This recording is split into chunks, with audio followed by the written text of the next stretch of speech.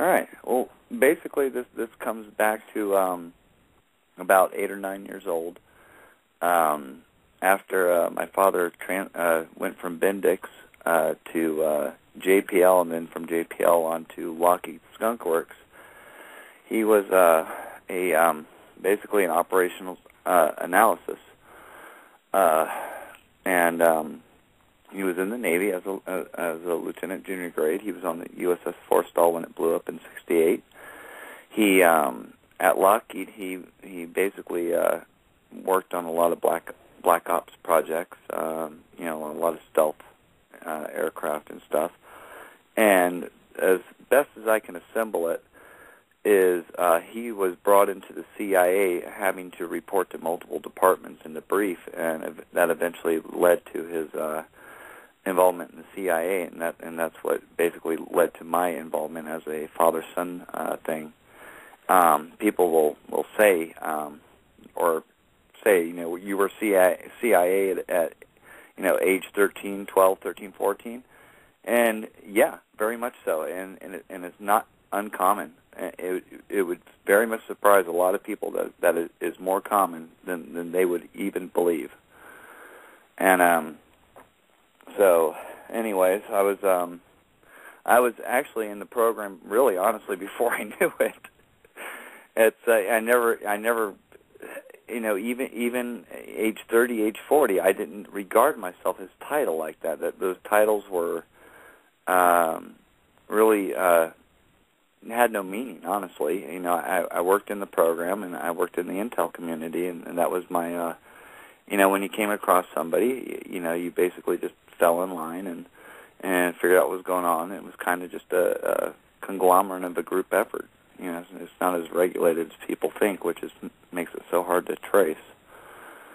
Well, in the early 1980s, or actually in the late 1970s, I had my first teleportation experience where I went to Sylmar with my father, and we were in the second floor of a building, and my father was talking to somebody. He basically told him that this was my first time, and I was still kind of I was trying to assess what was going on, and I knew it was something important or very important. I was given a little bit of told a little bit of what was going to go on, and you just don't kind of process it when you're told. You hear it shocked, and then you just go back to that kind of 12-year-old days. And we were in Sylmar. We were in the second floor of a building, very much in the middle of a building. Stepped off to a side room, and I was, make a quick story short, was told to put my hands in front of me, as my father taught me for the last 3 weeks. I crossed my arms over in front of me. I was told under no condition to throw my arms down or back as when running or jogging, as it's natural to do. One of the laws when you teleport, if you do not exceed 1 meter per second or faster, those appendages or whatever that doesn't go that distance or faster, it does not arrive with you on the exit of the trip. Law 1 being you have to exceed faster than 1 meter per second, which is basically a slow jog. The natural instinct of putting your arms down and throwing your arms back like to run, that will slow, those appendages will slow, and you won't have your arms or hands on the exit. And so I did just that, and it wasn't a quarter-second trip. It didn't last a quarter second, and we were someplace out in the desert on a lawn, and there was one building with a side building around, and we were very much outside, and this was very much only to go pick up the family car, which was already out there. And when we got there, my father went inside the building. I stayed outside, and we walked over to the camper. And the seat of the passenger seat was a large manila envelope with something in it. And my dad stuck it between the seats, and that was that. It took about 8 or 9 hour trip back. Oh my God! I'm just like sitting here going, "Are you kidding me?" If let's just say, because I want to tap into our creative ability, but I mean, what would happen if that would be opened up to the public? What if someday they had tickets, and I mean, where could you go? How would you envision that? The greatest non-violent, non-warred society you could probably ever imagine. It very much should be opened up to the general masses. Yeah, it should be regulated to some extent. There's regulations to someone teleporting into a store or a bank or something or whatnot, and and then running out.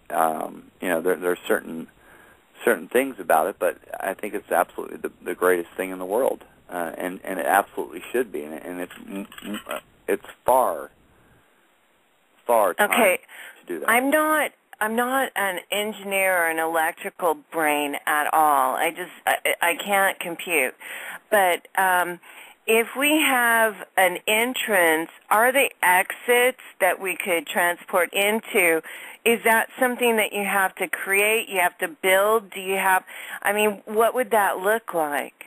Well, that's one of the things is that there's massless state travel. Like if you want to get into extraterrestrials, which there are, and which there are numerous species. And in fact, on a chemistry, biological level, we as people are one of only 3 species in the universe that are actually an even number-based element, carbon, or iron, technically, but that we're an even numbered based element. All the other life in the universe is actually an odd numbered element or an oscillator. Elements come in flavors of oscillators and rotors. The rotors are the even numbered ones. The rotor oscillators, which are both, are divisible by 4, as John Searle and the John Searle team has at numerous times have pointed out, and science has laughed at them.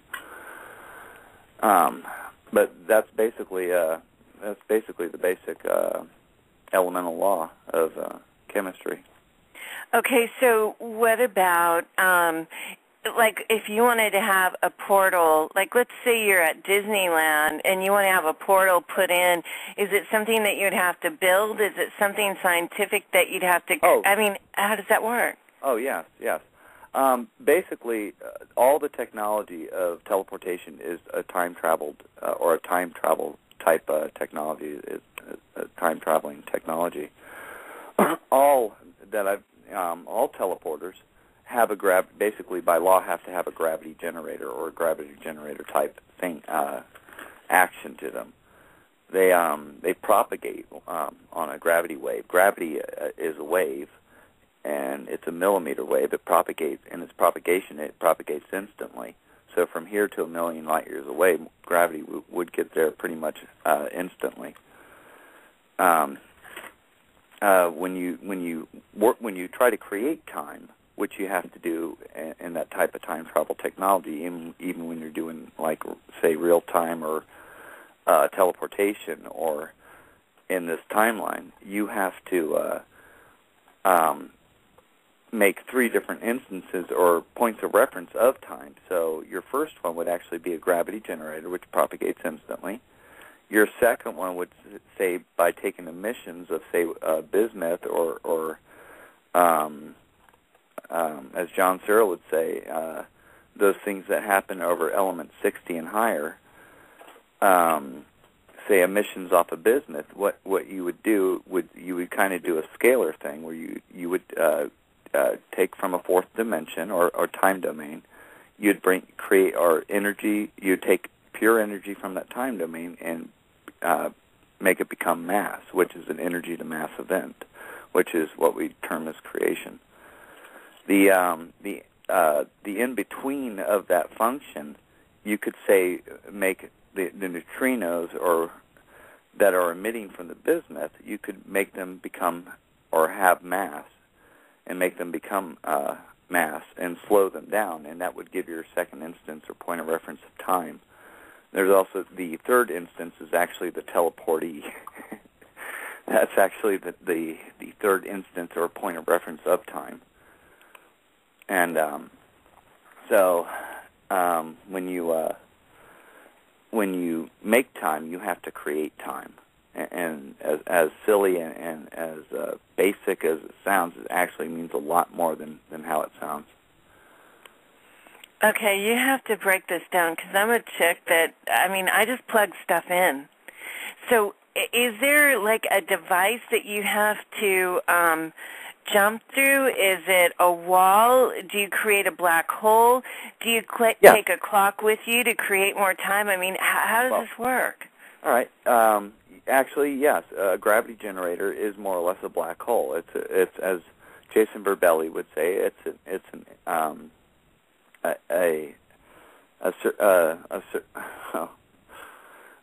A search for negative distance, and it's very much so what it is. That's the perpetuality of the universe. That's drawing from a time domain. You're basically, when you teleport, you're having the universe wrap around you. And Andrew Basiago says this very well, is that the universe is wrapped around you, and you were, sent forward, or put to a next point, or however far the projection is, or to your next point. It's very much a black hole. It's very whatever a black hole is. It's being in transition of this domain to another domain, and then back to the same domain that you came from. One of the early phases that Andrew Basiago has experienced was in his testimony, and there's no way he ever could have gotten the physics right without experiencing this, and we know it's real. I've experienced this, and I've lived this. For the most part of being conscious of what was going on. In the early phases when he was plasma confined and had time traveled back to 1863 of Gettysburg, where Lincoln appeared in November 19th for the Gettysburg Address and gave his famous speech. When you time travel back to the past, you can't do it in your physical body or in your physical being. You have to do it as a kind of plasma confined or as a spectral image. And there's kind of safety valves to say that there's alien species or a Lord in the universe, a creation, or Gaia. We have babysitters, and one of those default safeties is that we physically cannot travel back to the past. We can very much travel forward and in our bodies and forward and be in that timeline. When Andrew went back to the Gettysburg Address, he was also pictured in the famous photograph of that was discovered in 1952 by Josephine Cobb. And we've seen it. Yeah. I posted it. Yeah, it's remarkable that the similarities. A 1970s haircut in 1863 is. A kid wearing size 13 shoes and is 11 years old. Yeah, and he only had one shoe. I think he lost his shoe. Okay, wait. Now, you are in the industry, and you're very familiar with the terminology. We're just learning, okay? So this is our first introduction to this. Right. Plasma confined, what is that? And what do you mean we have babysitters?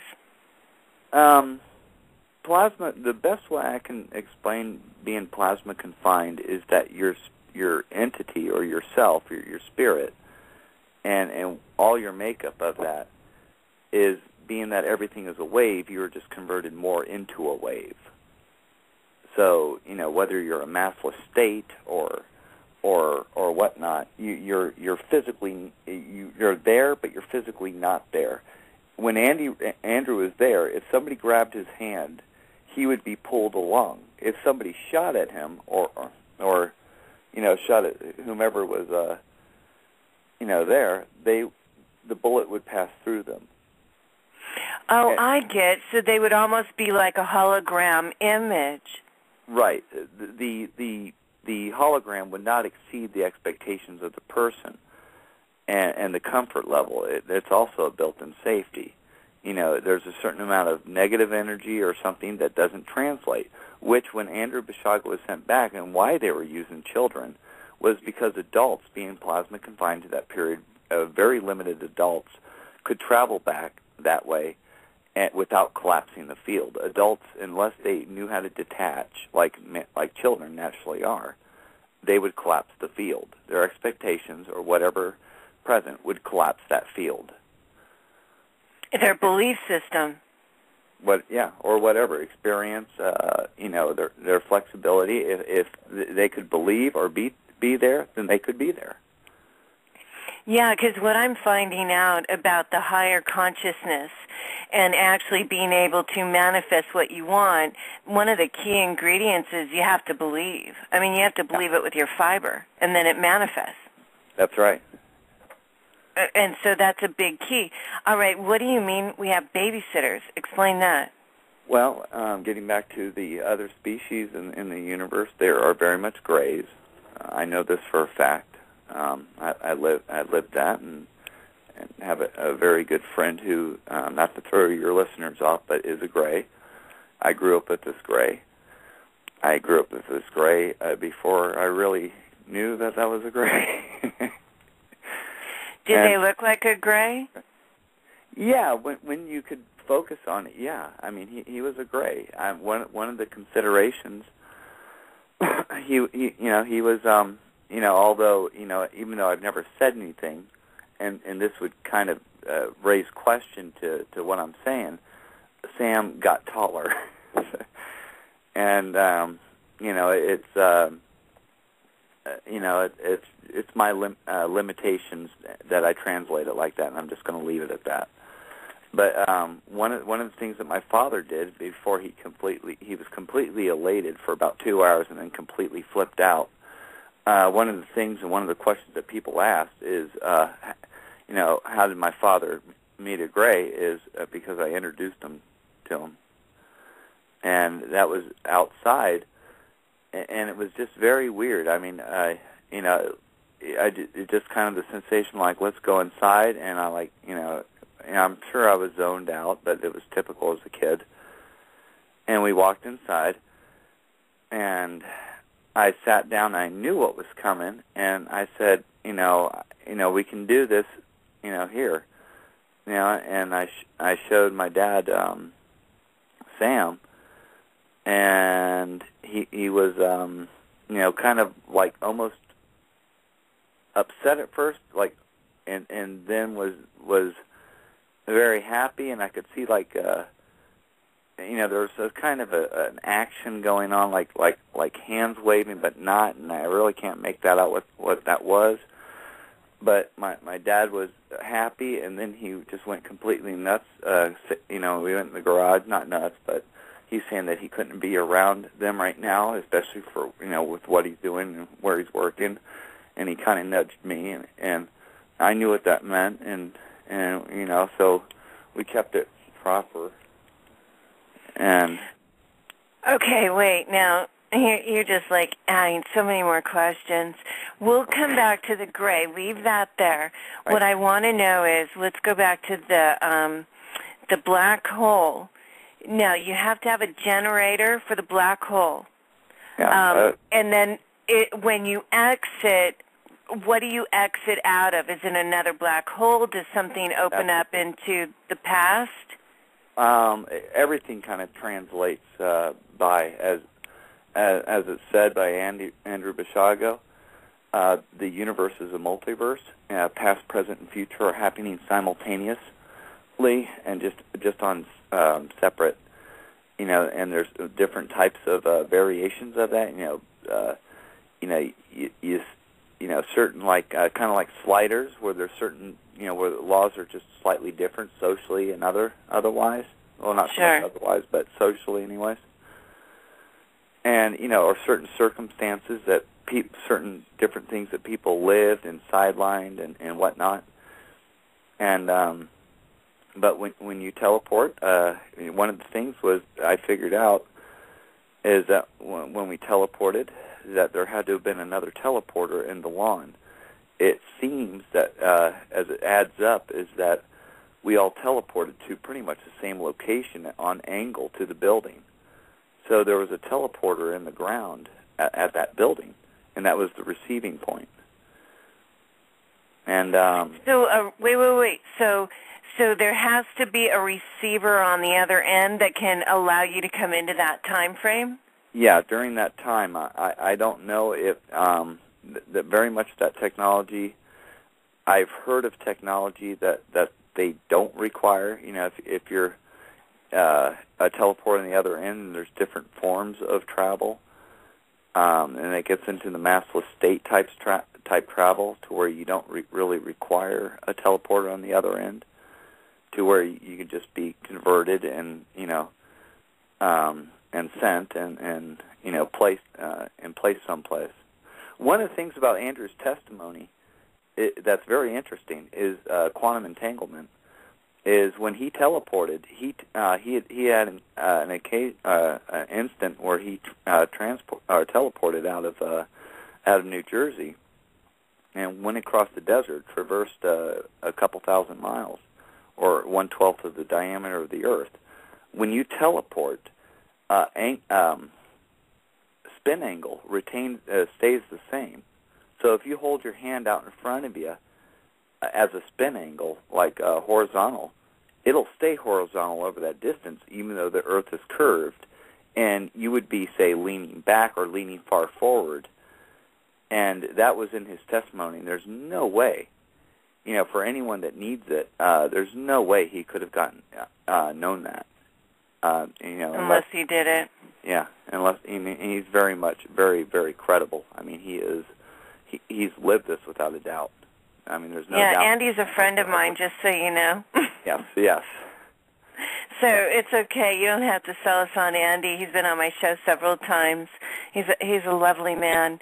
Okay, let's go back to this. So if there's a door that opens up, so let's say a black hole, all you would have to have, because what I'm thinking is starting a business, and I can just send out all these teleporters and people could just pop in. You know what I mean? But let's say that if you're going to another planet,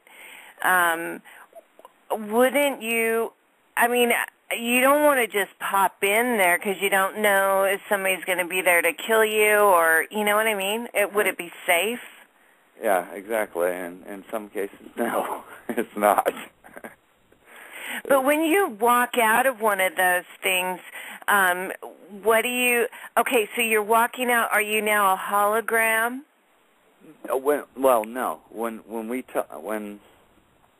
When I teleported out of Silmar and other places that we'll get to, no, I was very much in body, very much person, same as when I left.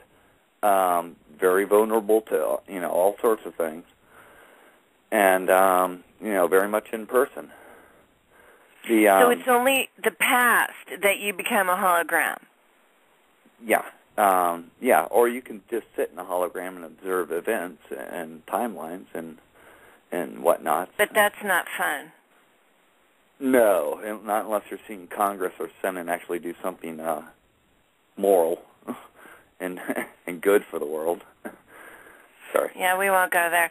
But anyway, that would be a long wait. Okay, so I'm thinking about this hologram because a lot of people have visitations from a hologram image. Right. Yes. So that must have meant they came from the future. Could. Very much could be, yeah, or could could be just somebody observing either in real time, but yeah, very much so. Then these babysitters that you spoke of, now you must have had a gray, but not everybody's going to have a gray. There might be another ET race that is observing, watching, or protecting you. Is that the goal? Yeah. People kind of demonize grays, and grays are, I mean, you could put it in the context of a very simple question. Have you ever heard of somebody being killed or hurt by a gray? And it's generally no. Have you ever heard of anybody being hurt, killed, or eaten by a reptilian? Yeah. Yeah, but I saw a post today where there was like 35 different types of grays. So just as there's different types of Italians, there's different types of blacks, there's different types of, it is same thing, as above, so below. And I don't think it's right to categorize. There are regressives in every race, in every breed, in every ethnicity. So, you know what I mean? Sexes. So, but and I know a lot of people that have grays that are friends. The Zeta Reticula, they're actually here helping us. But then there are also these regressives then that in some cases somebody said that they're using these grays, that the reptilians are using the grays like avatars to work amongst this 3D dimension. Yeah, well, they like to agitate a little bit. Grays don't like to agitate. In fact, the reason why grays are so good at what they do is because they care about people, and they don't care to, they don't wish to upset or impede somebody's day, and they're very careful. You know, when you care about something, you're very much empowered, and that's just universal. The other types of grays are a little bit, they like to agitate a little bit, and they like to agitate for a social reason to kind of figure us out, really. I mean, it's just to keep us in action and so that they can think about what's our makeup and what we're doing. And part of it's to care, but a lot of it's at times it might be for to arrive at a conclusion or something, and it's really, they're really kind of automated. One of the non-self-centered things that my father had me do as a child was that I wasn't to bathe for 3 or 4 days. On the third or fourth day, I was to go take a bath, not use any soap whatsoever, and just sit and put my bacteria in the water. I would get out, Sam would take something out, and he would cool off the water really quick. Don't know if he stripped some electrons out or whatnot, but he did something, and he got in, and he would absorb the nutrients. One of the other things was that Grays, or Sam, liked peaches, and it really did. He didn't eat them. He wouldn't touch the food in 2005, so that might say some things. But it was one of the other considerate things that I was to do was to also put a peach out or a banana, no joke. And one of the congenial things is that one of the things I grew up that you never did is until I learned how to, and it became a little bit less susceptible, but they kind of excrete a digitalis or a poison that really can knock you out very quickly and kill you and just completely but you don't want to go licking a gray. But one of the things was that I was never to put my mouth on like Sam's hand or shoulder or whatever, head or cheek or whatever. Okay, so as far as the doorway thing, that's just a black hole that you would go in and out, and you would not necessarily have to have another receiver on the other end, like on a planet, and you could jump in and out. But would it be did it actually look like a black hole, or did it actually look like a door, or what did that look like so you knew that was your tunnel to get back to where you were going? It felt very void and dry and empty, like your consciousness, or like you're being drawn from. And you have to kind of hold yourself in position, but also be flexible, mentally. Teleporting is a very calibrating, as I describe, a very calibrating experience. If you have negativity or kind of thoughts and doubts, which are time based, honestly, that kind of gets all taken away. And it's a very elevating experience. What I saw, I did not see anything on my first jump. There's reasons to that. It's too much to go into. The second time teleporting was was in El Segundo, and the confinement that I was in was things started very much distorting on the outside. It became cylindrical. The one thing I did see when I was going was that the bottom of the floor became the wall in front of me, and the room started rounding, which was actually an elevator, and it was it was the Howard Hughes building in El Segundo. The elevator. So when you time I'm sorry, I just keep getting all these questions. When you time traveled, did you go in a booth? Did you go in a chair? Is that the Montauk chair that you used? I don't know about that. If I time traveled, it was unknowingly. Didn't have, as far as I know of, any or too much time travel experience as a kid.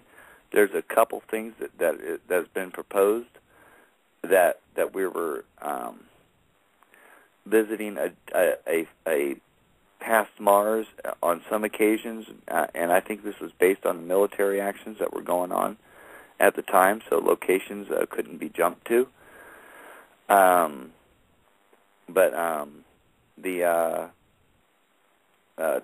There's a little bit of time traveling had been done after the department or after the company was I still call it a department, but there's the intel community.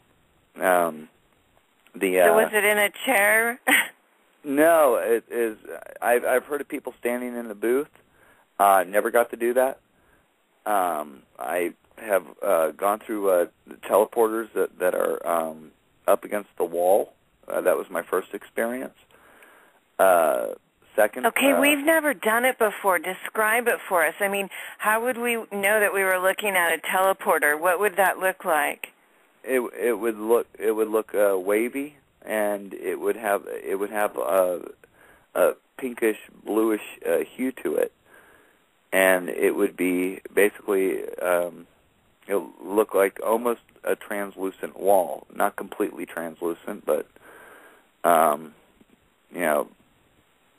pretty close. You can see past it, but it's really distorted, and when it's in full effect, it's really distorted. You can't really. So Stargate has pictures of it, would you say, but theirs is in a round? Very, very accurate. Those okay. are one style or another. Those are actually based on very old style ones, about 100,000 years old.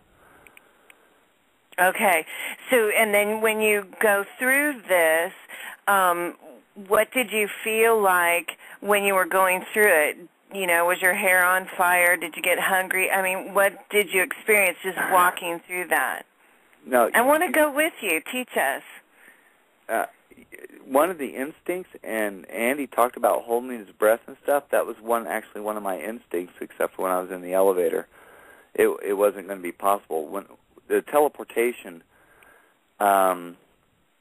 it just feels very void. I mean, when I teleported to Mars, you're disconnected from the consciousness of Earth. People don't realize there's a consciousness, but there's a consciousness, a very basic one. And when you teleport to Mars, you're disconnected from that, and it's quite a bit harsher survival just on the the drain and the emotional level. When you're in that field, it's very much kind of the same thing. You're just kind of, you're kind of in limbo, sort of, but it's not hellish until you get out. And so when you went to Mars, because I have memories of this when you get thirsty, that's for sure. When I came to this planet, I remembered that you have I remember the tube, and I remember that there is a consciousness that is you're acclimated to instantly. It's like you falling into Jell-O, but the Jell-O would be consciousness. Yeah. The same thing happens when you go to Mars. Then you leave the consciousness of the planet here, you go to Mars, and then you're absorbing that consciousness, correct? Yeah, it's the whole bicycle thing. in fact, this is why I've had problems trying to remember when I came back on certain trips, and I just can't remember. I've been through it for the last 8 months, and I cannot remember. I can remember somebody standing there. I can remember a couple partial sentences, and I can remember something, but I don't remember if it was coming or going. I don't. I've had a hard time. And it's what would be really cool is if you could spend some time and deduce what the consciousness or the feeling was of each planet that you've been on, and then teach us. I've been on only one. Mars. Other than Earth, yeah, Mars. Because Mars is very archaic. It's almost survival of the fittest, and it's very ruthless, and you have to watch your back. Yeah, it's very predatorial, and there's lots of things you do not see. It's a genetic dumping ground, and it's done so to promote and maintain the spiritual layers. Something that Earth has very well established, that Mars had gotten fractured and broke, basically. And those 7 layers of the spirit layers that surround every planet with life on it, that's developed, has 7 layers. When you the dinosaurs are about layer number 4, and it just people make 7. On the 7th day, the Lord rested. Because people are 7. When you take the square root of 7, there's always something left over. More or less, it's finite, but there's something left over. So each layer would be like our evolution, that accomplishment for that era. Mm-hmm. Okay, and so the 7th one, so you're saying that there's only 7 layers over the planet? Yes, the 7 layers develop. The people are the 7th layer, the spiritual layer, and if you look at the mythology of the spirit and stuff, it's always odd. People are the 5th, is the 5th spirit level, the 7th. Nobody really goes to the 9th. Unless you're the Mayans. Sorry. Well, what is the 9th? What's the 8th? I honestly, I don't know that. That's way out of my field. I know you don't want to be on 11 and 13 fuse. So there's really 5 and 7 that are utilized. One of the laws of travel is 7 points of travel. Whenever you want to travel someplace, you require 7 points. Since you already know where you're at or going, you technically only need 6. Point of destination, point of origin, and 5 points to describe three-dimensional space. This was actually said in a movie called Stargate. Well, is that what they were doing, as the tumblers were going around? Is that what they were doing? Yeah, it's actually done, it wasn't as, I'm sure maybe, a couple 100,000 years back there was some physical, showing us like that, but it's done on a wave. Why does a persimmon have 616 seeds in it?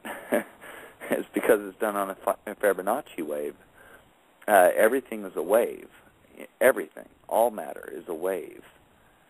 And, we just, there's just certain variations of that. Everything is a motor generator. An atom is a motor generator. As the John Searle SEG shows, is that its makeup is basically duplicating or mimicking an atom and a certain element. Those elements have geometric stability to them. One is bismuth.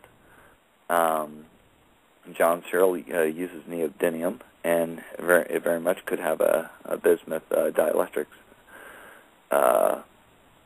part to it, which would actually look like greenish concrete. And I've worked with this material, and I know what it looks like, and I know what it is. It makes good for gravity lenses too. But wait. Yeah. Wait. So because the physics stuff goes right over my head, but there's several things that you've already mentioned that nobody else has ever talked about. And as we're trying to put this puzzle together of the unknown, 7 layers of the earth consciousness, I've never heard of that. Having babysitters. Would these babysitters then be like your galactic family too? Or is there... They are oorah about us developing and being able to evolve enough to survive in the universe to get off the planet. The planet is a training ground. And when we, when people evolve enough, how do 7 billion people survive on the planet? They don't. The planet can't handle that. That's what all the gone overboard, whomever, mostly people from England, termed or dubbed as elite or whatever, people that build things like Georgia Guidestones and whatnot. Sorry, Sam. Just venting. At a certain point, we're to get off this planet, or at least have the option to. My stance on it is, take off for a while, come back, pay the property tax, which not to exceed 1.5%, but it really is, people are to have their freedom, and that's bottom line. And that does mean, but there is a sense of maturity. But here's what I want to know is, why are regressives that have no compassion, why are they the ones that are in charge of choosing who's going to be spiritually wise enough to travel? That just sounds crazy to me. Well, those people aren't. Those people that are insecure and grub for power on a very, very primate-ish level, grope for power. I think on a sociological level, I think other people attribute other things, which I don't think translates to them. I think that's an interpretation. Those people don't get to judge anything about me, and shouldn't by all rights not judge anything about other people as well. But the people that are here to observe us or are babysitters, now you're talking about throughout the galaxy, all kinds of races. I know that they have cataloged at least 78 that they'll admit to, but there's a lot more than that. I actually don't know. But are they assisting us to be free at this time? It's it just gets all back to that if not, who would gain what from that and why? I mean, it's it kind of boils down to taxes, really. Well, I mean, I've consciously had an epiphany where I saw that we are going to travel. I saw where there's going to be like a checkbook that we have that we can literally write off all of our debt from like our straw man account. So nobody's going to have any debt whatsoever, and you're going to be able to... Huh? They attempted that, and I've been told that that's not correct, but I believe that's what World Trade Center was all about. But I could be very much wrong. But I'm kind of comfortable with that. But I can sum it up for you pretty quickly. In 1980s, I was told it cost about $100 to literally to teleport to Mars. It was literally about $100 worth of energy, electricity. Some of it was free energy. Some they had to pump in. Blah blah blah. The teleportation was about $100 a person. I have a joke that I often tell is how many CIA does it take to screw in a light bulb? The answer is just one, but it's filled with cocaine. How does funding come about from an intel community that's based on people that is very hard to trace because the paperwork is somewhat all that much more scattered. That funding came from, you might say, sales. Yeah, it came from the opium. I've been exposing that for about 6 months now. It's from the opium sales. Well, that's what ran the industry in the early 1980s. I actually had to do a kind of a little ceremonial drug drop-off, and that was done more or less belated. It was more symbolic than anything. And that was in the 91, I believe. And that was just kind of a symbolic thing. And but, it was basically what it boiled down to was free drugs to somebody. And, and that was, that's what funded the industry. Just the electric bill alone for, at the time that I went, was 97,000 people, as quoted by Ed Dames in 1980 at College of the Siskiyous. And that was, he's actually a renowned remote viewer, Ed Dames. And, that was 97,000 people that went before I ever went. And you can times 100. That kind of that adds up. So if were they just going to? Because I've heard that there's been trips to the moon. Yeah. There's been trips to Saturn.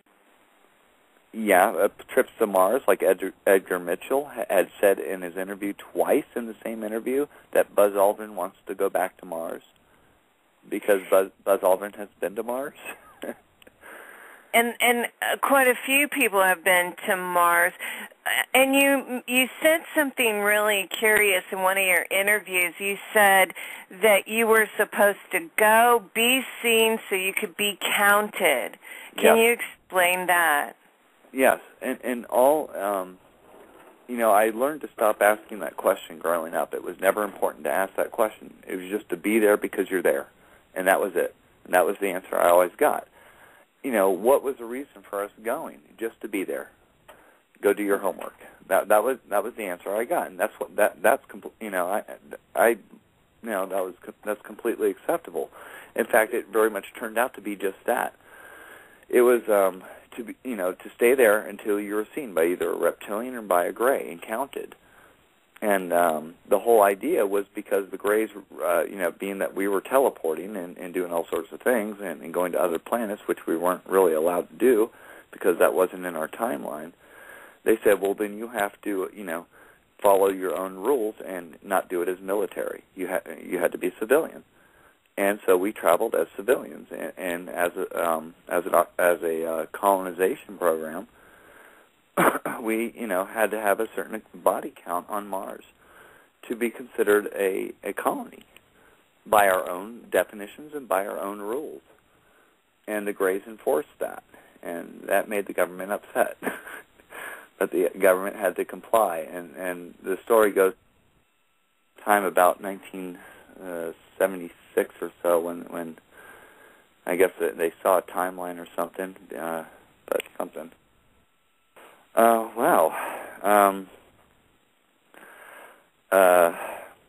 Where were we?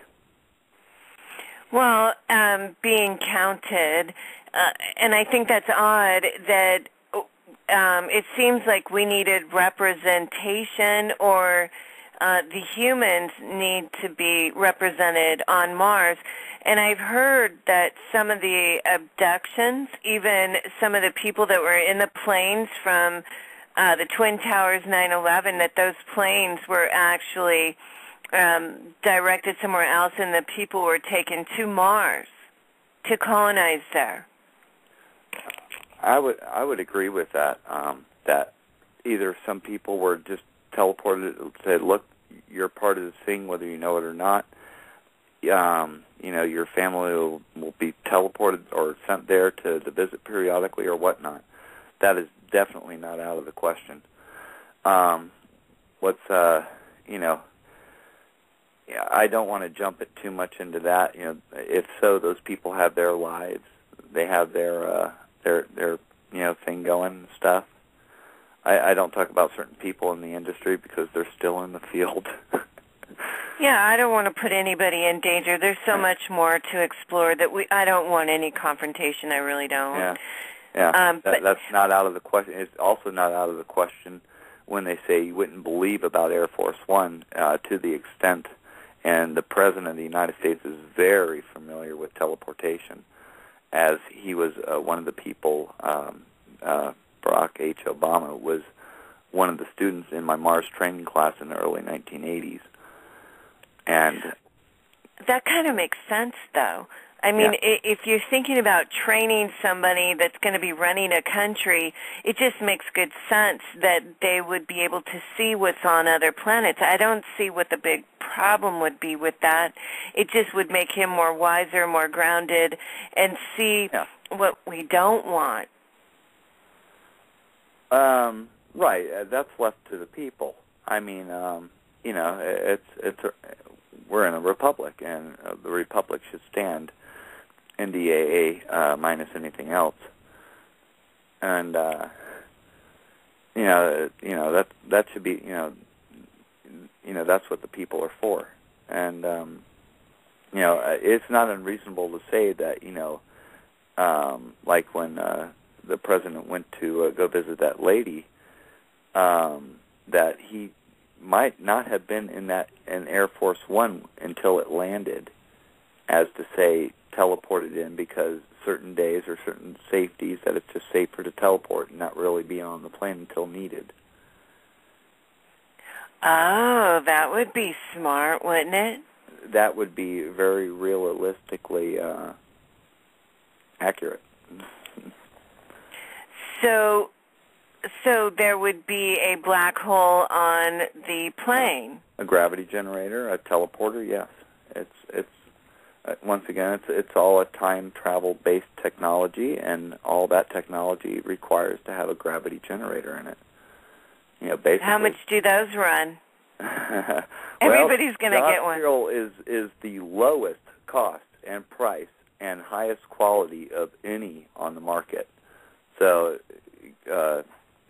first sites to go to is www.projectpegasus.net and serialsolutions.com. Can you imagine, instead of buying a car, you're buying your teleportation equipment? So let's go back. I want to cover some other topics. Time travel. All right. Timelines. Positive versus how many, because what a lot of people are saying right now is that there's the convergence of two timelines, a positive and a negative, and that they go into one timeline that will eliminate all duality. Yeah. There's a certain middle town or haven that is present that because people are people, and when you are feng shui or congenial with nature, nature is congenial back, more or less. And there's a lot of interesting things. I had a lot of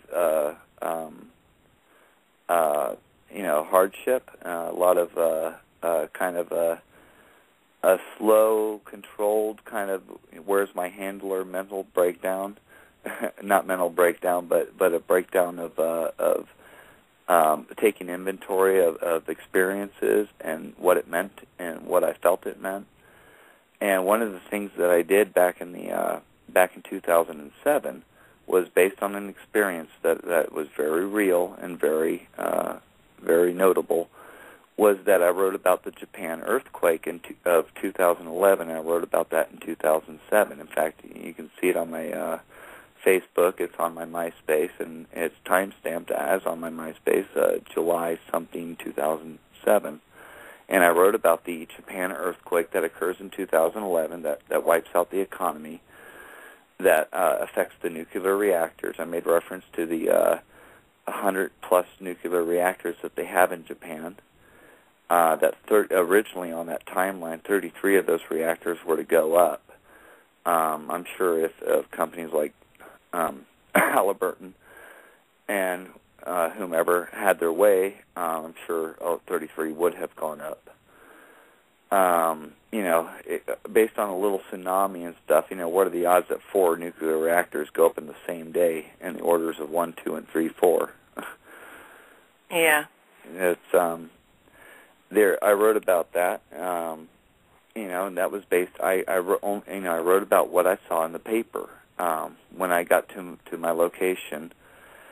Was that the place that I was used to visiting? Very much so. Nobody, and I knew everybody that worked there and had known them for quite a few years. And not one person was there. There was one person I saw that I did not talk to because he looked visibly older and quite a bit taller. And I just I looked around the asphalt in front of the Target and the whole parking lot in front of the Starbucks and Target was completely resurfaced in a brand new blacktop. The next day it was back to the same condition that it was when I saw it the previous couple days. It was. I knew I had about a week. I had a threshold of about 5 to 7 days to write about it. Otherwise, I was going to completely forget. I wrote about it and completely forgot about it until a couple weeks before actually hearing Andrew Bashaga's story on the radio, and searching frantically for contact information. I knew he was a lawyer. I knew he was in this, in a general location, and I called it, and got to talk to him, and that's where we are today. So do you know more? And it's true, when you see snapshots of the future, they're exactly that. They're just snapshots, and if you don't write it down, you do lose it. What about, these two timelines? This is what I'm really interested in. Two timelines. Of course, there's a whole bunch of them, but they're all converging into one, December 21st, 2012. Yeah, my birthday. Happy birthday. But isn't that, I think it actually started in 2011. I think we have a whole year, and this whole year is about cleanup. This is what I've been shown.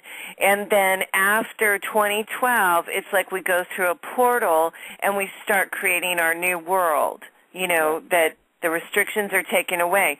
Now, according to your timelines or what you know to be true or what you've experienced, how far off am I? Oh, well, you're very much right on. I mean, it's people should be living that now. We're battling something. The timeline is skewed a little bit. I still,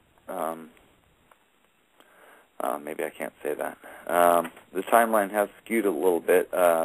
We are battling, something that that doesn't hope as well as, as positive things would, things that aren't as positive as you guys always talk in Morse code. What you're saying is that there's evil out there, and it's in the form they're trying to change the timeline by having some kind of a catastrophe. They need a catastrophe to go off to alter our timeline into a -1, and that's what we're battling right now. That's exactly what we're battling. In fact, just tell me, I'll say it. The original timeline that I know about, and I'm still going to be comfortable about talking about this, was the original timeline of World Trade Center was actually one plane that hit the building, and the building was condemned and torn down over a course of 5 years. It had gone more than half a degree on its positioning, and it was declared as it had to be condemned. That was the original timeline. All those people that you mentioned that need a catastrophe and stuff, we'll just say that multiple departments and agencies in 3 countries went absolutely nuts. Controlled, but nuts. In fact, not limited to, getting back to scalar events, what's scalar? It's an electromagnetic wave tied to a time domain. That time domain is an energy domain, in creation. Energy to mass comes from that. So when you do a scalar wave, and do an energy to mass event, bringing pure energy and making it become mass inside of mass, no two things can occupy the same space, which is, how you do a crossover, cross-section beam, that's how you make 700 feet of World Trade Center steel disappear at 3 different camera angles. What people don't know is that not all the girder turned to powder. All the iron in the 700 feet of the steel girders had actually been returned to a time domain. They went back to pure energy and back to creation. The powder that everyone saw was the nickel and the carbon in the steel. That's what people saw. The even-numbered element stayed behind. Just as, say, element 79, an odd-numbered element, although geometrically stable, sort of. It's not geometrically stable, but it's about as stable as you can get, being offset, is, unique in itself. Would it have disappeared in the, in that beam, when it was pulled out of the vaults in the trucks in the underground tunnel system and hauled off and said to have been destroyed?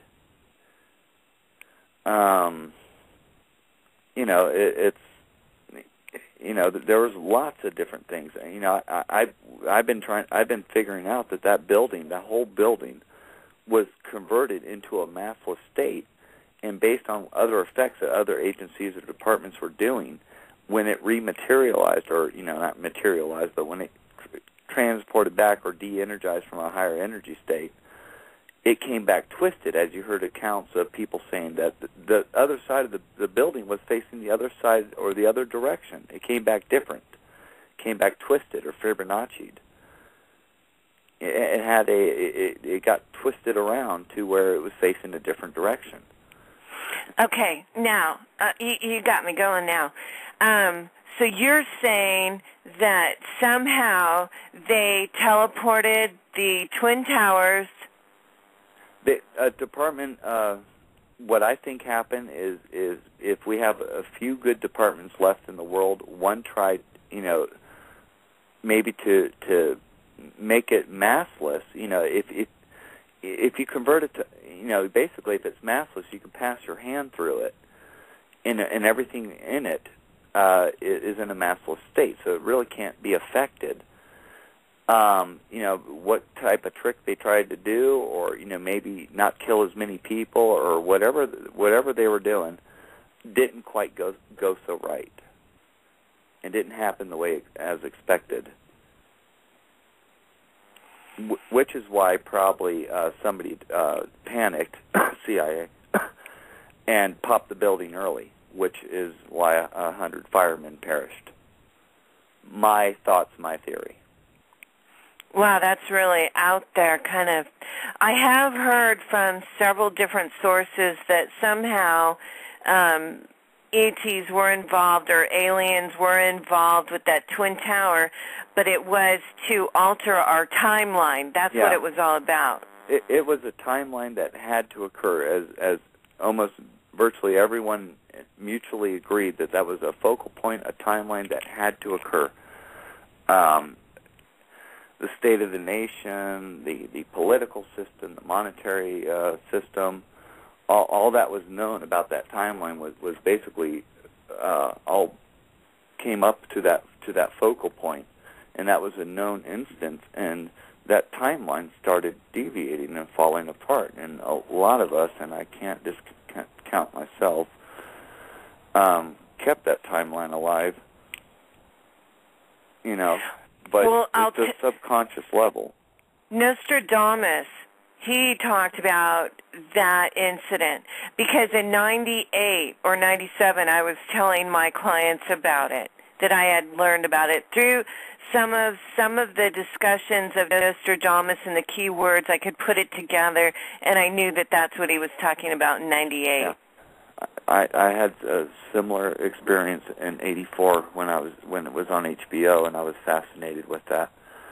And New York just happened to stick in mind, and that was actually a key. It was also the kind of the makeup of the show, but it was also kind of there as well already type thing. But I had heard also about that in 2000, and actually there's people talking about it, and I don't know where the thought goes, but I knew about it at one point, and almost like you forget. Can you explain this? On Facebook, we have posted pictures of a pyramid that was on a barge outside the Twin Towers before the Twin Towers went down. Afterwards, it went down. They had a picture of the pyramid on the barge again, and it had disappeared. You're kidding. So, no. I hadn't heard about this. Yeah, I have pictures of it. But it has, and if you look at Futurama uses Madison Garden as a cube.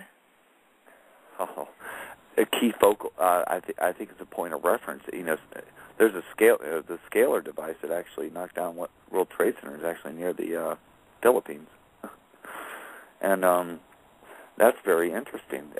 Based on effects taking place, they would have to have a focal key point of reference based on their basic laws that time is indistinguishable from motion. From motion, therefore time moves. Time is indistinguishable from distance, therefore time moves. And it's again, it gets to the, like you're just saying something basic, but there's a lot more to it, than what it sounds. But I think we need to explore this some more. I'll get you some pictures. But that would be great. I'd never heard of that. That sounds very interesting. That's a key. That's a key point.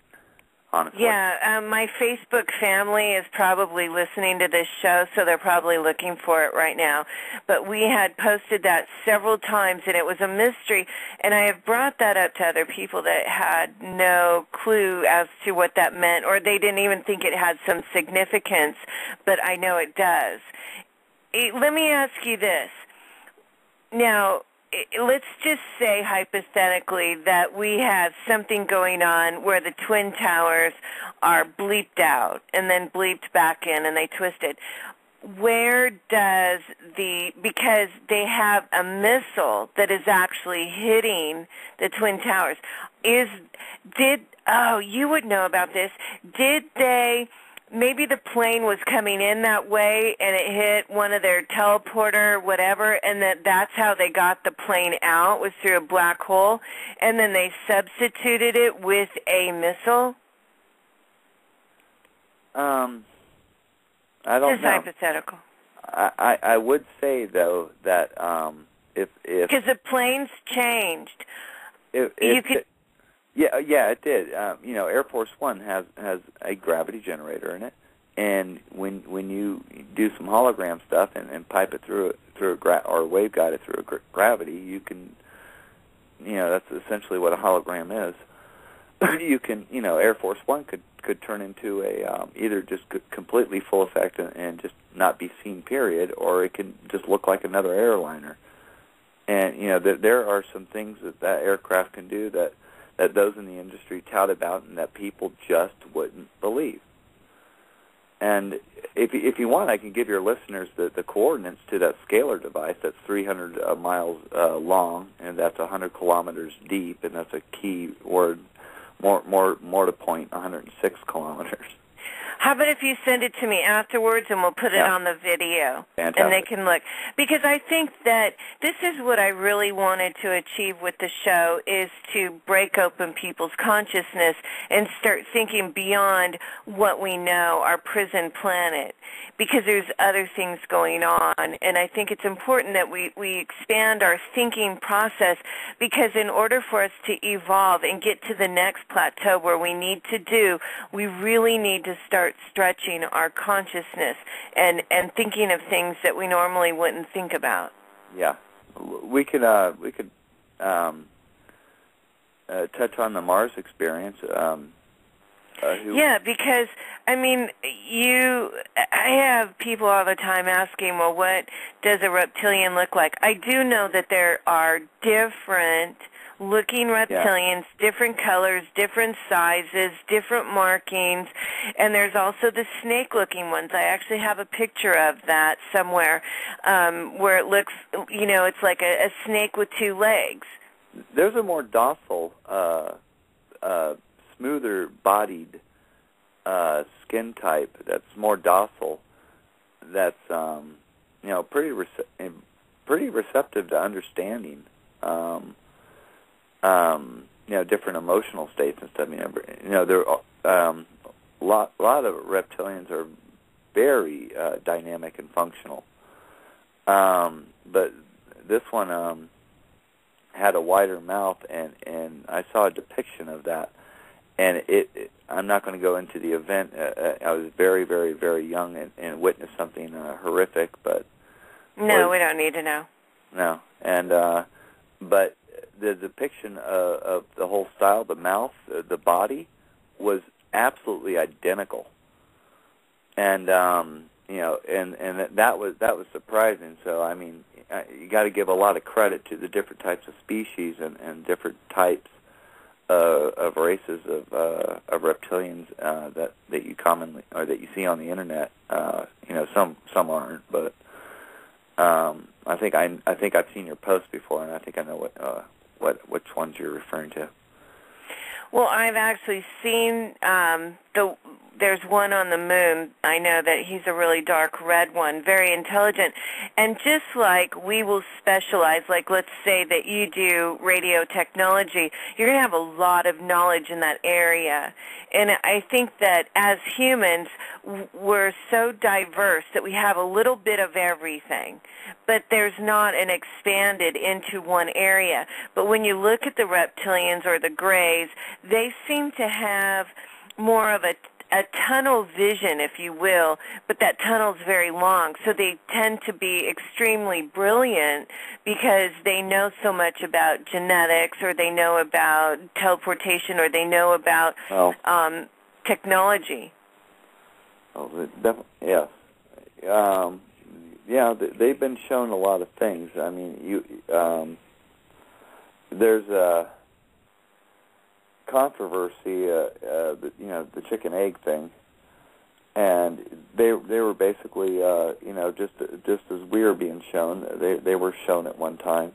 A lot of them, I have to, it's not biasness, but I would have to say that they're more into hunting, and well, the ones on the planet, that's what they've said.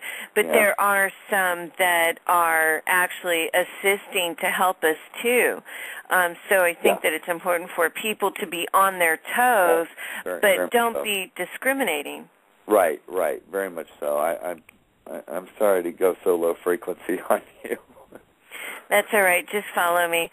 But you know what? When we are talking about Mars, you went over to be counted, and you did see a reptilian. What did that reptilian look like, and how did he or she treat you? And how do you know if it's a he or a she? General impression, male. That was the general consensus. That's what I felt. That's what I go on. About 7 feet in front of Courtney Hunt on Mars. The reptilian was 30 feet away. Courtney thought that I didn't see the reptilian, and I was completely fine with that. And I like acknowledged.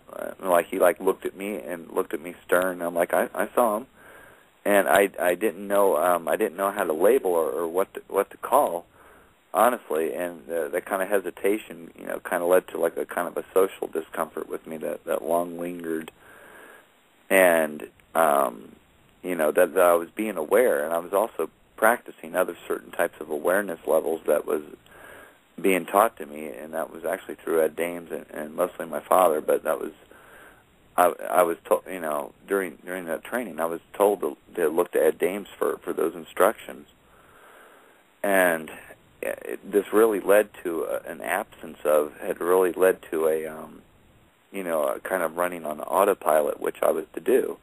And that was kind of my training. But, I had certain issues with it. And, there's a psychology there. I don't mean to have a breakdown on you. but there's a psychology there, and things that I felt absent on growing up. I went through a nice little hard time, company induced, via the CIA, of a denial of employment through the beginning of 2000.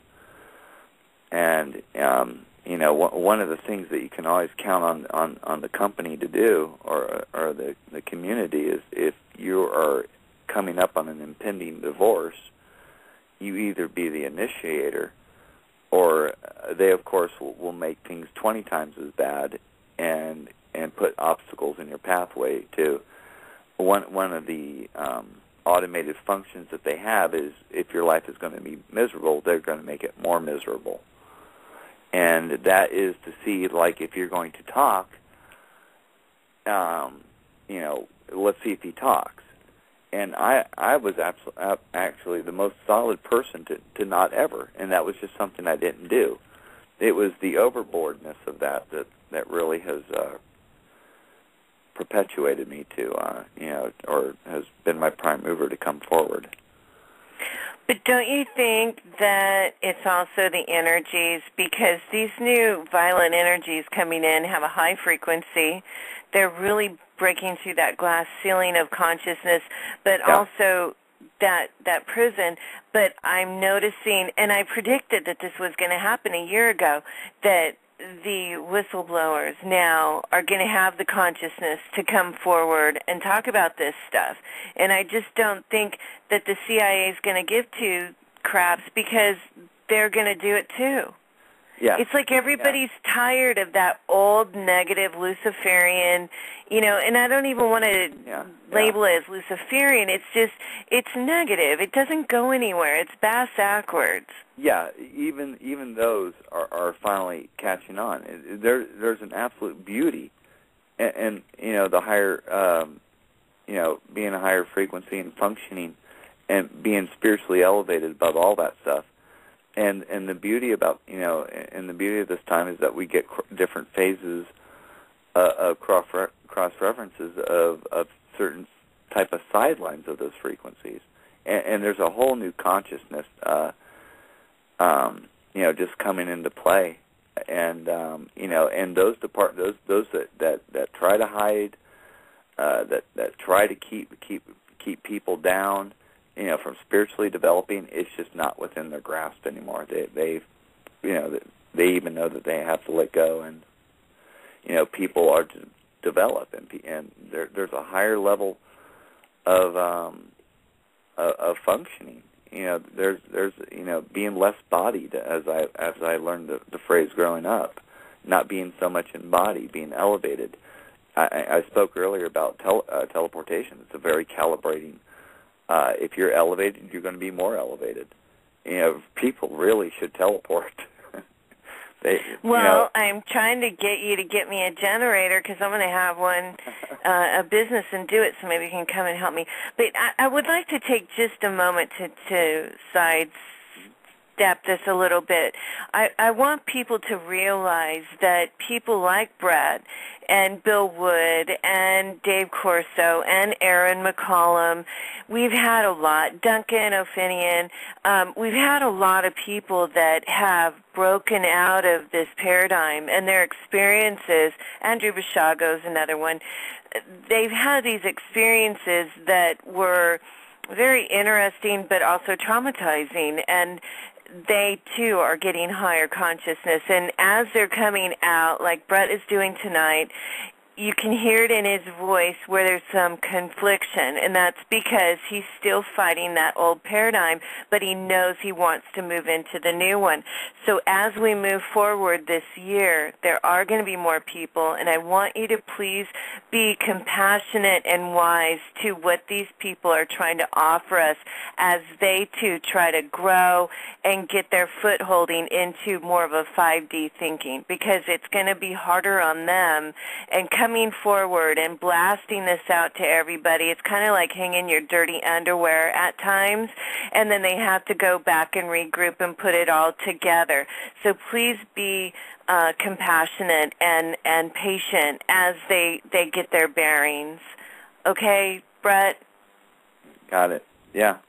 Because I understand, I'm friends with Dave Corso, and I talk to him on the phone, and I do know that it's not easy what you guys are trying to do. It's very disturbing, plus the fact that you've got threats and what have you. And I think it's important that as we view this, that we just grow with you and we have some kind of an unconditional love for what you're trying to do and not try to criticize because we haven't walked in your shoes. We don't know what you've been through. But I'll tell you one thing. We're very much in support of what you guys are offering humanity, and I think you guys are heroes. Thank you so much. That's awesome.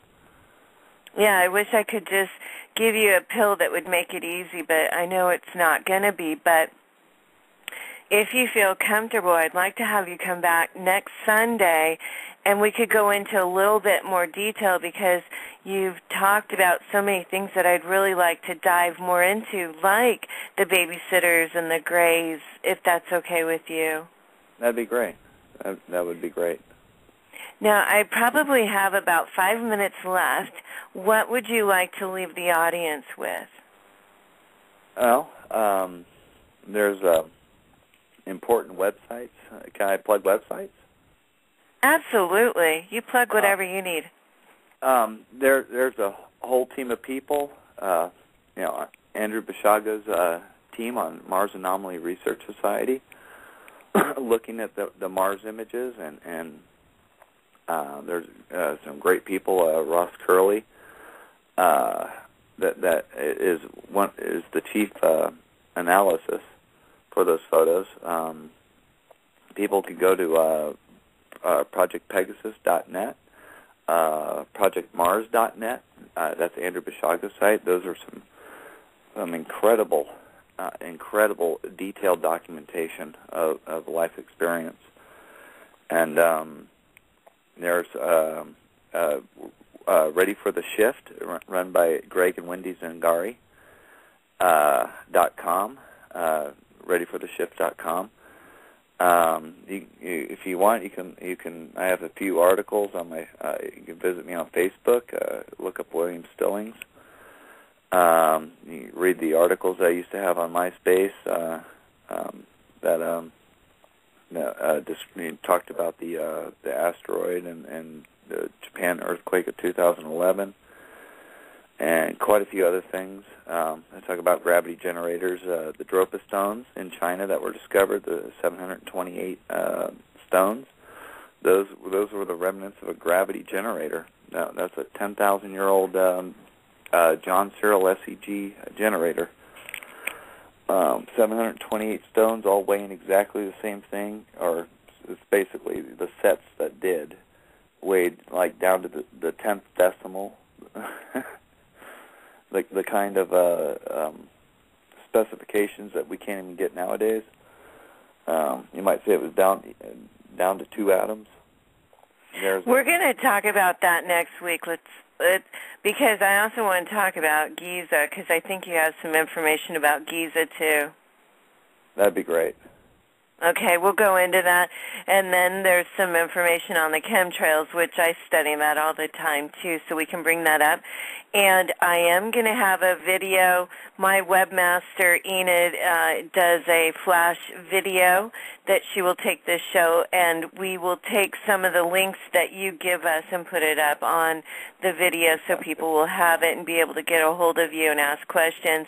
And again, I'm asking that please, people be patient and be calm as this information comes out, because what we don't want to do is disrupt this timeline.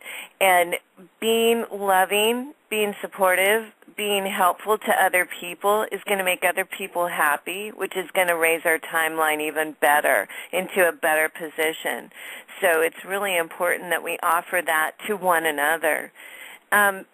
Brett, so this week you're going to be available on Facebook to answer questions, and also we can find out more stuff that we can cover. But you know what? You have a plethora of information that I've never heard before. Wow. Thank you. Yes, I'll be available all week on Facebook. And In fact, you can catch me regularly on Greg and Wendy's site, readyfortheshift.com. That we're holding a answer questions every day from 8 to 11 at night at Pacific Standard Time. Okay. And hi, Brett.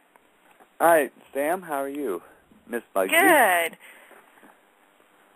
I am really, really overwhelmed with the response that I got with on after the show on a few sites and on Facebook. The people were extremely intelligent with the questions and very dynamic in most cases. A lot of the questions I couldn't answer. The support, it was I got over 80 emails and I believe in under 3 hours, which took me a considerable amount of time to answer. It was really enjoyable to be on the show. Thank you. Yeah, I love our audience, and I only do a small part of this job, and the rest comes from my Facebook family that helped teach me what's going on, and then, of course, my audience. So, yeah, my gratitude to everybody that's out there listening. Let's dive into this because I've been thinking about our last interview, and I have some questions about some things that you said that I wanted some more clarity on. One area that I'm trying to research is the pyramids. And I know that the pyramids can be used as weights so that the planet doesn't wobble. Apparently, when one of the planets blew up, it kind of made our planet wobbly. And I've been told that the reptilians, now I don't know if it's the Anunnaki or the reptilians, that placed the pyramids to balance out the planet, but that's what I've been told. The second thing is that they're being used as like batteries. They have free energy source that they can emit, and Egypt used these batteries, and that was proven a long time ago. And Nicholas Tesla actually, at the county fair in Washington, I believe it was, he showed how we could have free energy back in the 1890s. Another thing was that they used the pyramids also for to hide records, like the Akasha records are supposed to be underneath the lion's paw. So there's a lot of history in the data. And then there's also a tunnel system that runs through them. So I was wondering what you knew as far as the pyramids and their purposes. Well, let's go to the construction of them. I know through a majority of the pyramids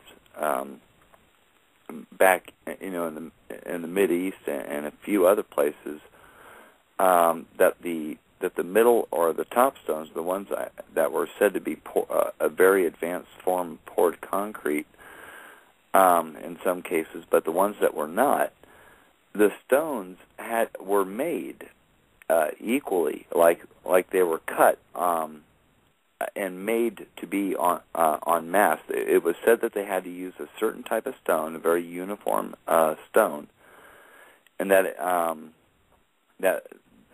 was very uniform in its density, and that they had to be a certain size, and they were all cut equally to that size, as massive as they were, being that that maybe that they would be lifted on a different type of principle based on mass, that the mass of itself would be tuned to something. And, whether they had a more advanced type device or an ancient type device, going back to, it said that down some of the tunnels inside the pyramid, that if you produce a certain frequency, you get a very specific effect that it may say that it may generate some sort of like gravity or something. And as we discussed previously, is that people are based on a gravity wave, that their thoughts operate on a gravity wave. And so if you wanted to if you built something like a pyramid and produced had somebody there producing a certain frequency and powering up that device, it would be very congenial for say a town or a city. People would be very at ease, at peace. It would be like the actual congenial form of harp. And it would be say if you're producing a gravity, you very much could level out the wobbliness of the earth, or level it out to where a promissory from a higher being saying, you do this and you build this like this and build it this way, and most important, to build it this way, you can have very good seasons that everyone could feed, and all those things in the Bible. I've said before that the Bible's a physics book, really, and very much the very first words in the Bible talk about time. The very first thing that has to be there in creation is time. So you get into your free energy, or drawing from a time domain, or creation, energy to mass. You can, there are certain things there in place that in old Tesla style technology, that you can receive those free energies. Have a receiver. There's been talk about rod technology, where back in the 80s, me and my father held two tantalum capacitors together, and got a voltage out. And you had to hold them from a certain distance from each other. Say the rod technology would say be 100 millimeters. It would be 8 millimeters apart from each rod. Tungsten, tantalum. There's a company that has advertised a type of free energy like that, and they're very much receivers. Going back to the pyramids, is that the pyramid would be tuned to a certain audio frequency, a certain tone, and you would have one person, say, blowing into a horn or whatnot, and producing those effects, to where at times they could literally, the pyramid would literally, build itself. People just guiding stones into place, just almost effortlessly. That those very equal, predictable mass of say those 15-ton stones just floating into place and being lifted up on their own mass, being that its own mass is a gravity generator inherent in all atoms. Are you saying that they used a sound? And I'm wondering, because a bell's going off, people are hearing these sounds all around the planet, and we're also seeing the pyramids are shooting a beam from the top of the pyramids. We've seen it in the Mayas, the Incas, the Giza, I think in China. A projected gravity, yes. Yes. So what does that mean? Break it down for a non-physicist. I think the pyramids are doing exactly what they're designed to do. If you notice, you've said before that there's just pyramids all over the world. And this has also been said by somebody else, but a while back, they had mentioned that there might be pyramids elsewhere. If people notice, there's a lot of pyramids on the 33-degree latitude in California, and across the United States.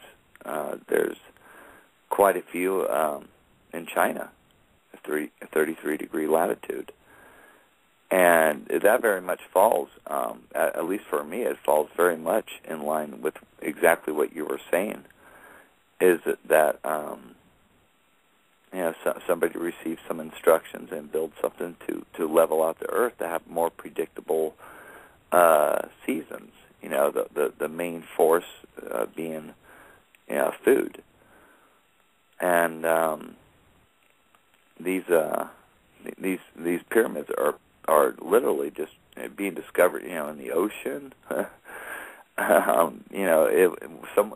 was said someplace that or in Revelations or something towards the end, things will start revealing themselves, like finding things on the bottom of the ocean that they're very much is a hollow earth, as Brooke Agnew's expedition is going to go show the world that the earth is a motor generator. It's a receiver.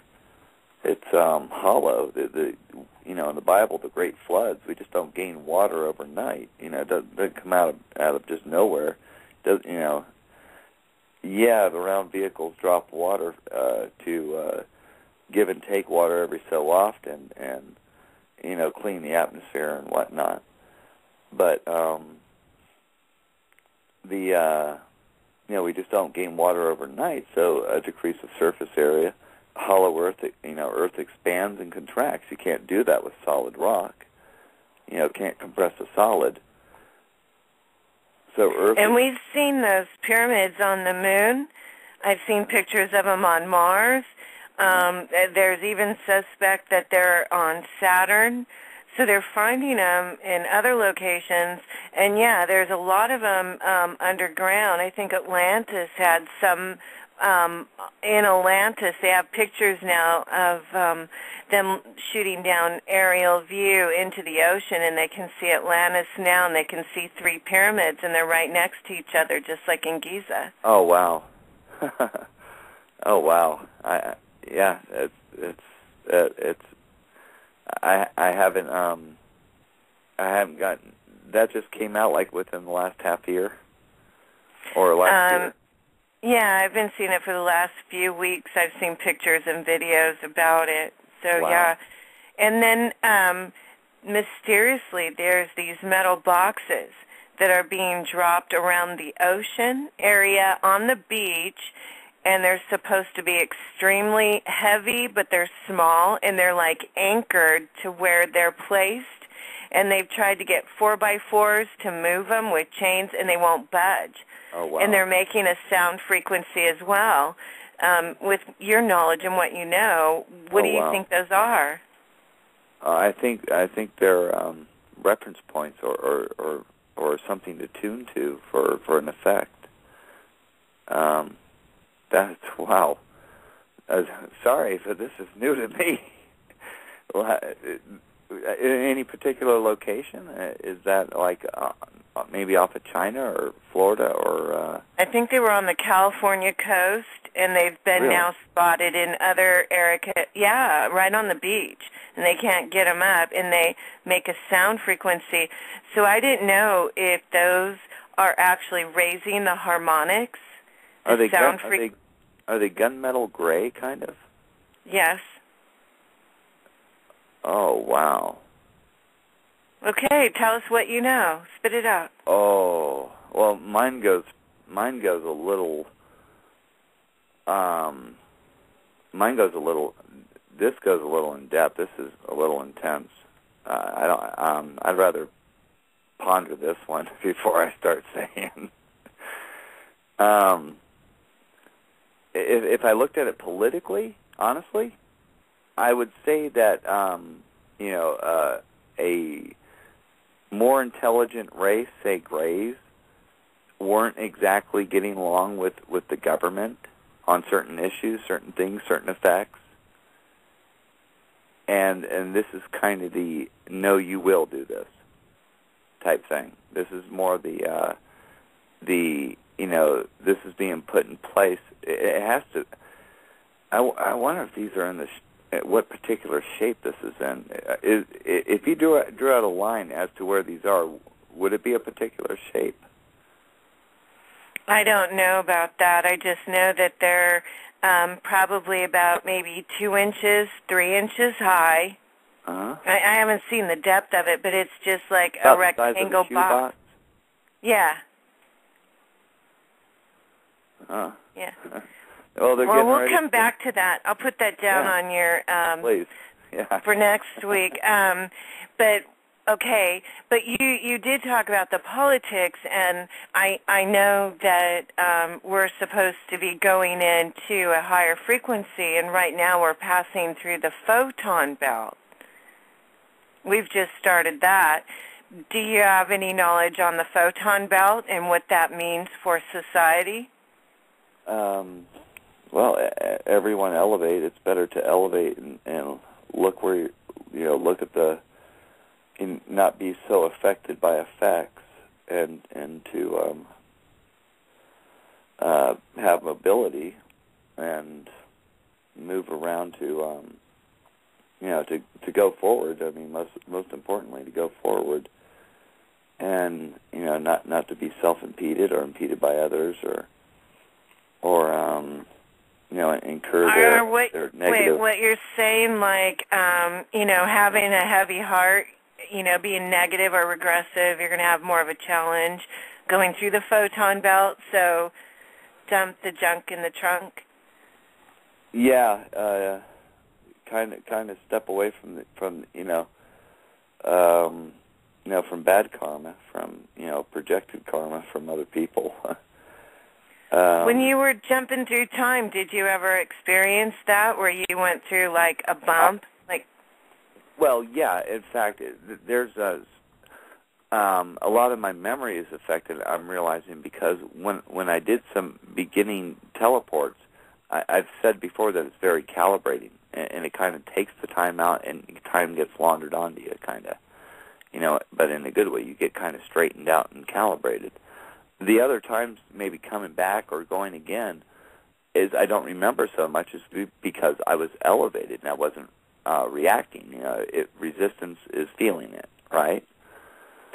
So, I didn't have so much memory, possibly on teleportation, because I was very congenial to it, and I was just going with the flow, and being one with nature type thing.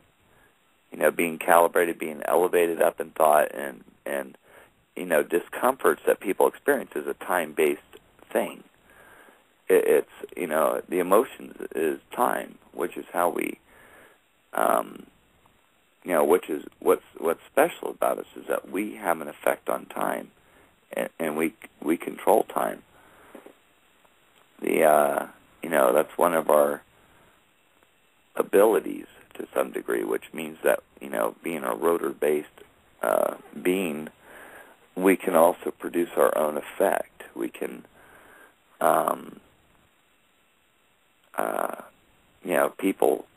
people can evolve to self-teleportation point in evolution.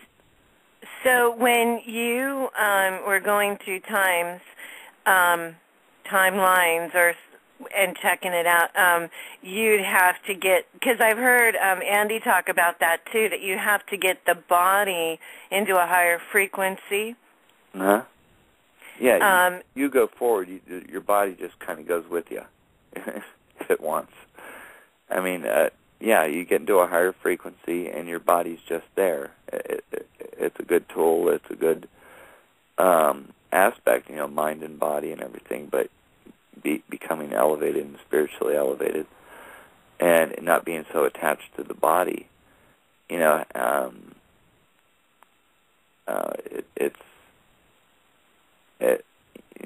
there's wondrous things that it can do. We're based on an observable and fixed universe. When you don't feel your body so much, you're elevated, and being that it's an observable universe, it's not there until you see it type thing. That's exactly how that works. Let me just play devil's advocate for a moment, but let's say that I was a type of a person that, stole from people and did a lot of regressive stuff. I've done the murder thing and whatever. Not that I have, but let's just say somebody that has done something like that and has that kind of dark demon type of aura, what would happen to them if they tried to go into time? They would, well, that's a good question. I mean, we call the great rapture. If somebody, is very bottom-feeding like that and stuck to themselves, in certain ways, the body isn't going to teleport. So, I mean, do they just obliterate to nothing? if they can't teleport up to the big ship or something, and spiritually elevate or whatever, they kind of blister. I'm sure it's not pretty, whatever it is. So do you believe, with what you know, because that's my theory as why they were trying to build these underground bases, is because they knew this, and that they were planning on hiding in these underground bunkers, thinking that they'd be able to pass through the photon belt without any destruction.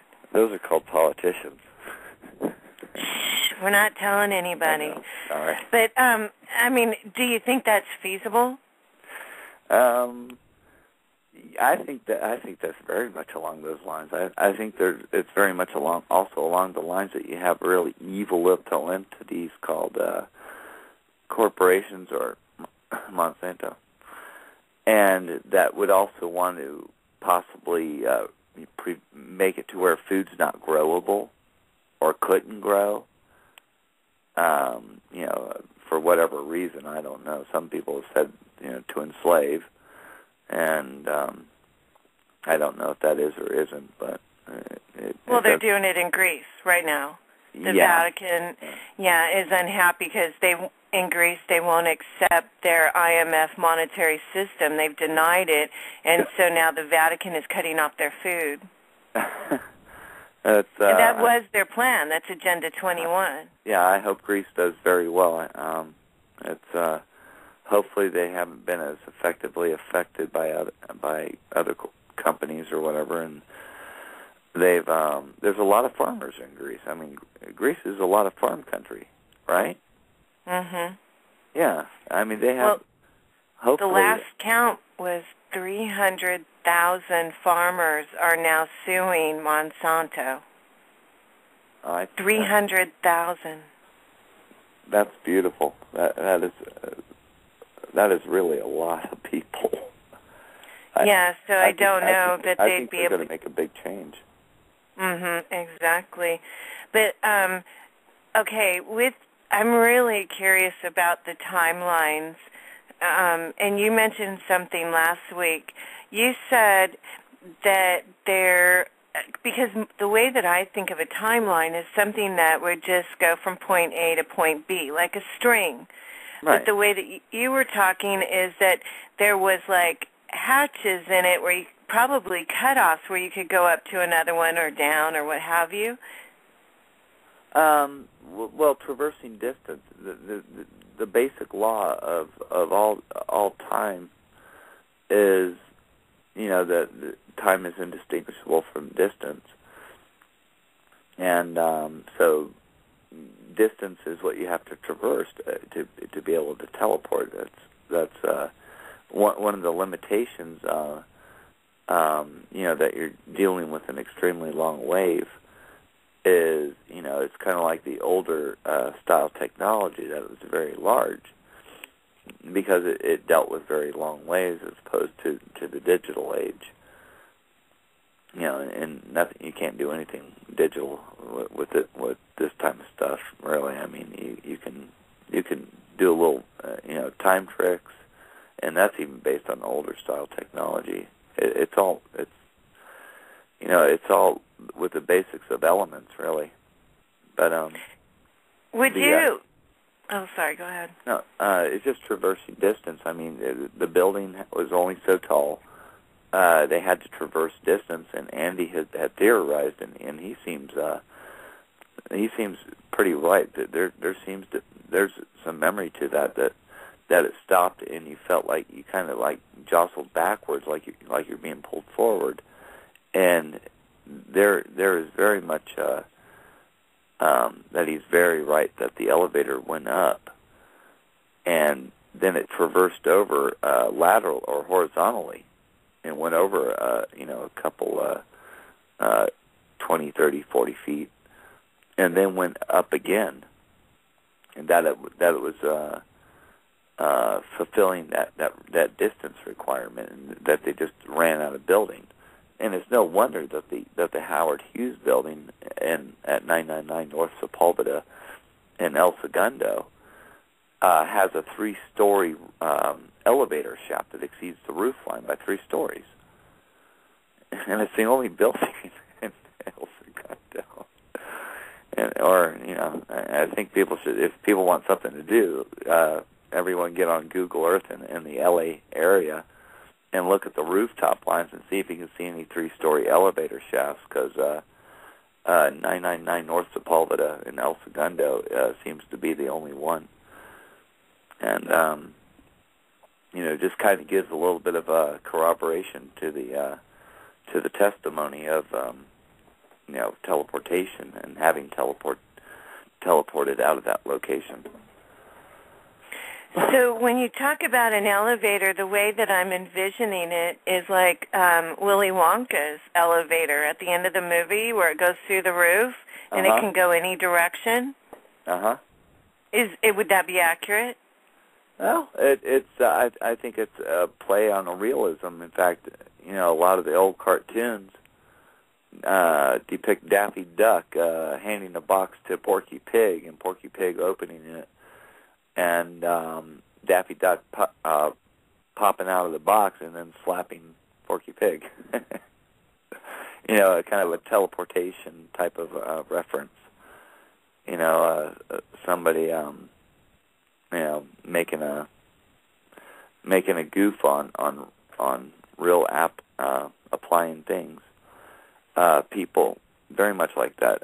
The old cartoons, the kind of impossible scenarios type thing that were very, teleportation has very much been depicted throughout the television industry. And, it's very much, Stargate Atlantis, Stargate, very much entertaining those people that are in the industry. And quite honestly, because there's a lot of people in the industry. A lot that movies would be entertaining those people as well. Right, exactly. That's what I was thinking, that a lot of these Illuminati films are actually geared for the ones that are in the know to reconfirm what they're doing, and then we as bystanders that don't know what's going on, it's just entertainment. Yeah, exactly. It's, the Stargate was a very real depiction of, what the basic technology looks like, and more importantly, extremely older technology, going back hundreds of thousands of years, and going back to, things that they pulled up off the bottom of the ocean, teleport, honestly, some of the things they pulled up off the floor are time equipped. They're basically a gravity generator that can be stuck in a platform or a disc, and it can be used as a gravity generator or can teleport, time travel, the whole thing. So walk us through this. This is something I love, time travel. It's one of my passions. Let's say that me and my audience, that we're all going to jump on this elevator, and we want to go to the year, let's say 2016, and we want a positive timeline. All right.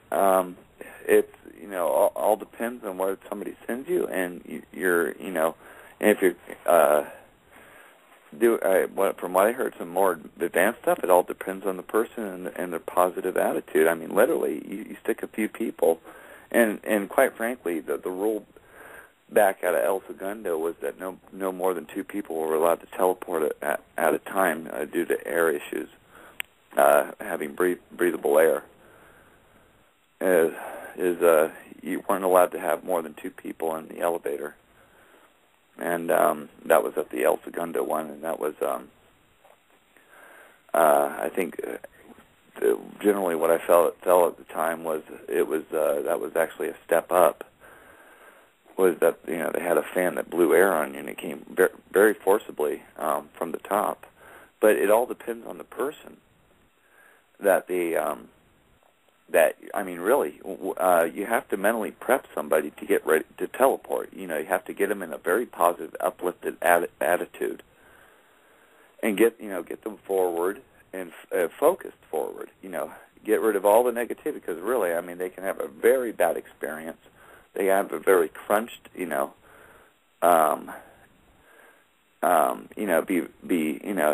not expecting it, a very freaked out experience. It literally is, kind of like what people have described as an acid trip. I've never done acid, but it definitely seems like the thing that it would be. You know, when I teleported, I was like looking at the ground. I was listening to what was going on around me. I got, you know, hit by a blast of air from the top, from the top of the elevator.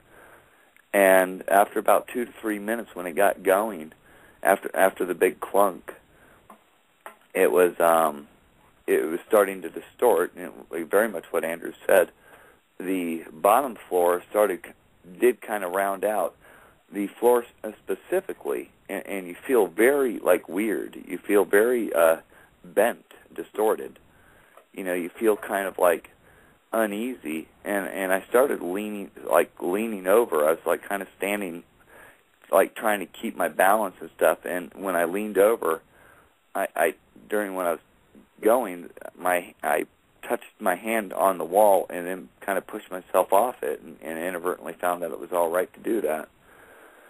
You know, you kind of, you know, I wasn't clued in too much what was okay and what wasn't, but very specifically, and this is not forgettable in any way, is that the bottom of the floor became the wall in front of me, the doors, and there was no more doors. I mean, you know, looking back, I can remember that there was an instance where there was no doors, so that was very uniform, and but the floor came up from the bottom and just kind of swirled into the wall in front of me, and, you know, became the doors.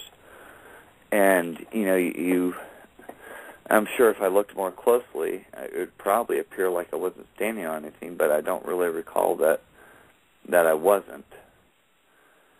But that was teleporting. You felt kind of like pulled at. You had like this kind of pulled at you kind of feel.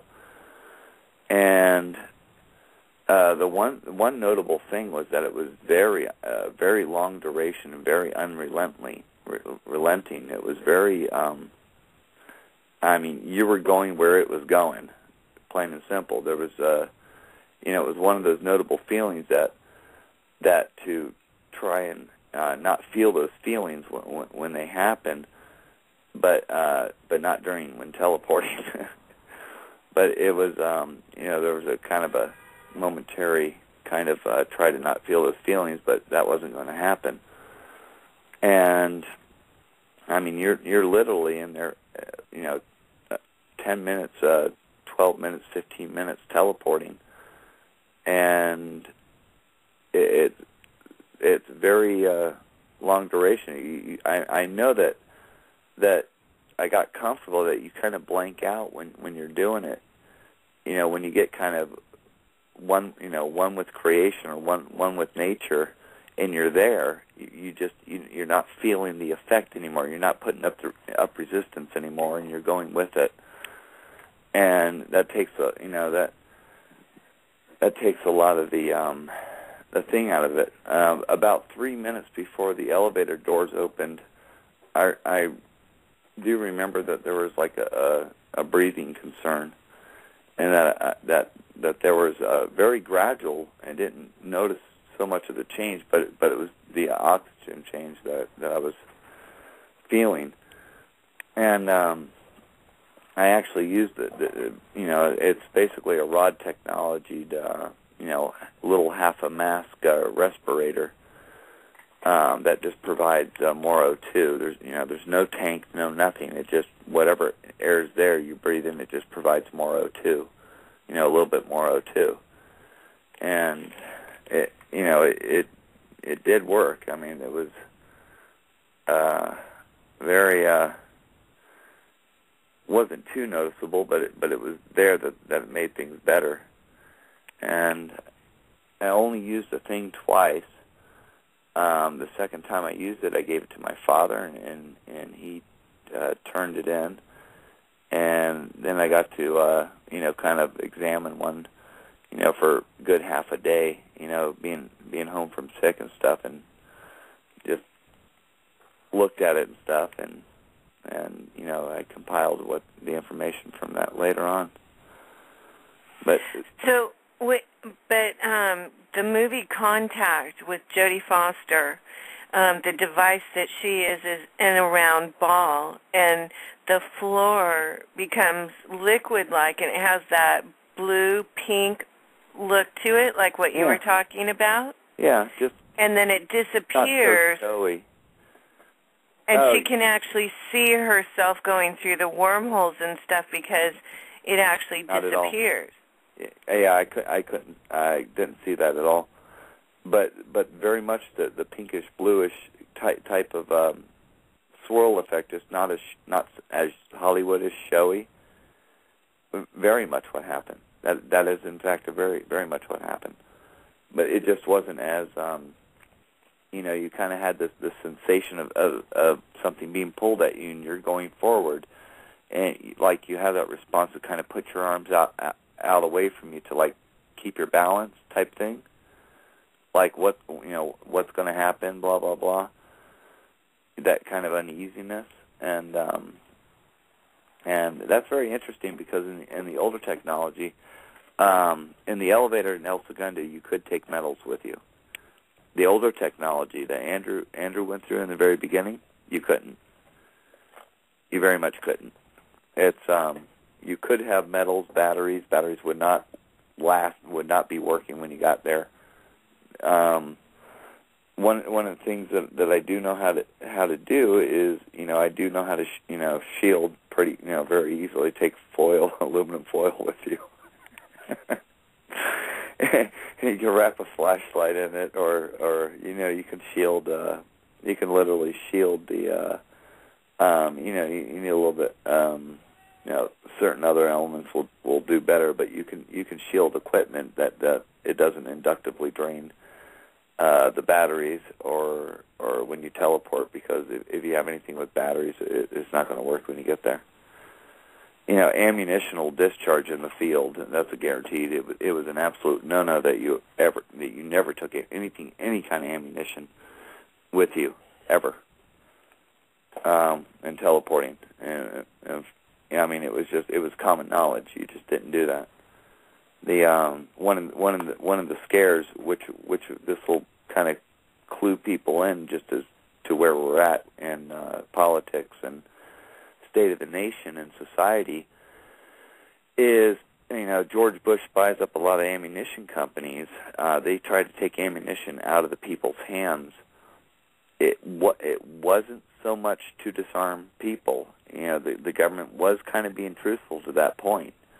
Imagine if we have babysitters, and our babysitters have gravity generators and technologies and stuff, and if that ammunition is in the presence of a gravity generator, it will detonate. It will go off. It will oscillate the mercury that's in the primer, and it will go off. One of the things that I'm good at is making mercuryless primers, and it's not cheap. I mean, it's definitely not cheap. It's a lot more expensive than you would think, but it's basically treating bleached litmus paper and treating it with a chemical that's shock sensitive, and the stuff that I think about and stuff, it works in the presence of a gravity generator and doesn't detonate. But that's one that can be construed as one of the reasons. Not that the parts of the government is evil. Believe me, we all know that. A lot of that is true. But some of those things, some of those parts of the nation, government-wise, are not being what people think. They're not being that bad, but it's getting less type republic-minded governments that are surviving and existing. So let's say that we're in the elevator. Everybody that's listening, we're all there, and the door opens up. What do you see? Andrew Vishago, I did. You see a wall in front of you. Maybe it depends on the structure. I mean, they're all not the same. They all kind of are basic to a certain degree, But I just had a a direct wall. It was a long hallway, and I had a direct wall in front of me about it was pretty narrow. It was about maybe 20 feet. And so but it wait, had let me. Are we okay? So are we like, let's say we get into this elevator and we're used to going to, I don't know, let's say the 7th floor somewhere. But instead of going like to the 7th floor, you're actually going up and through time down a timeline. So when the door opens up, it's just like entering a hotel room, but you're in a different time. Would that be accurate?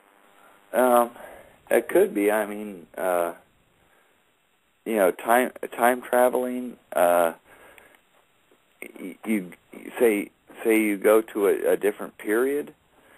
People have a different feel to them. You just interpret it as a better place. Really. Yeah, I mean, people, there could be things where certain ideas or topics don't exist, where certain, certain, conditions or whatever, so certain, discomfort, Monsanto might not exist, which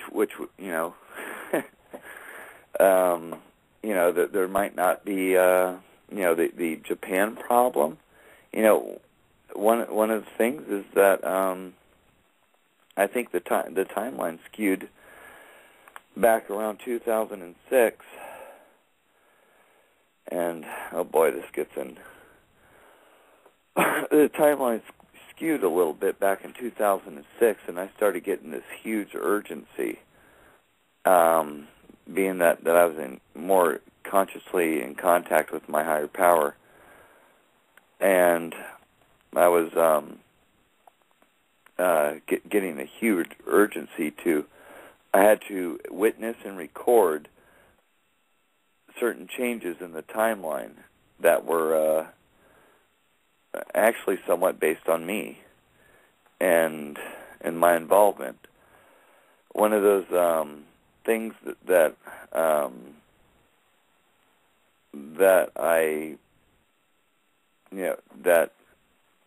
I had to witness, or not had to, but witnessed, was the Japan earthquake that a lot of people know that I wrote about in 2007 regarding 2011. I had actually participated a lot more than I've revealed to people.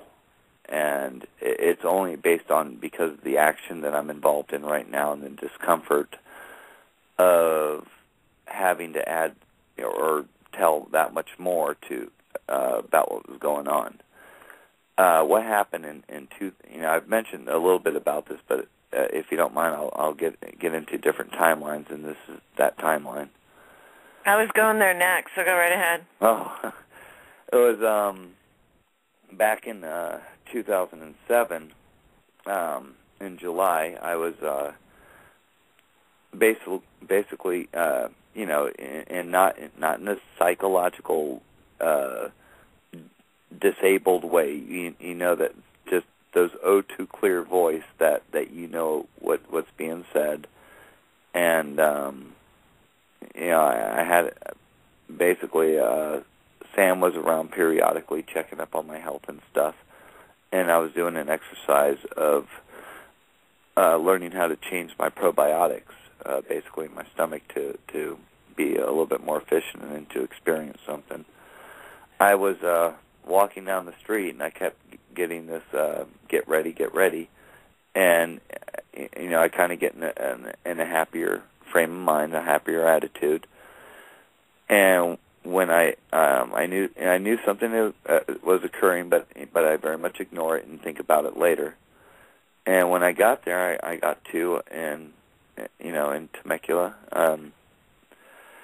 near at the Target and Starbucks. There was a very much different things. In fact, that's one of the trips that I'm going on. Was that I was reading about when I got there. First of all, I knew everybody that worked at Starbucks. Period. I knew everyone, and I'd known them for quite a few years. there wasn't one person that I knew was working inside. It was all different people, a whole new type crew.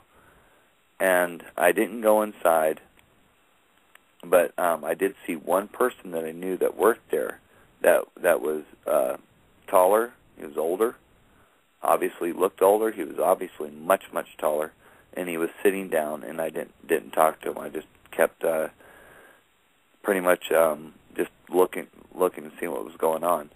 The blacktop in the parking lot was brand new, all black, like they had just put it down the day prior. It was all brand new, all painted parking spots, the whole bit.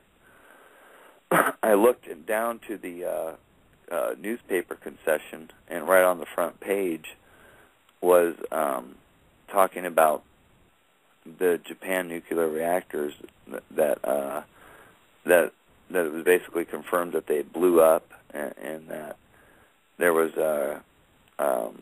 radiation leaking. And I saw about the tsunami. I saw that there was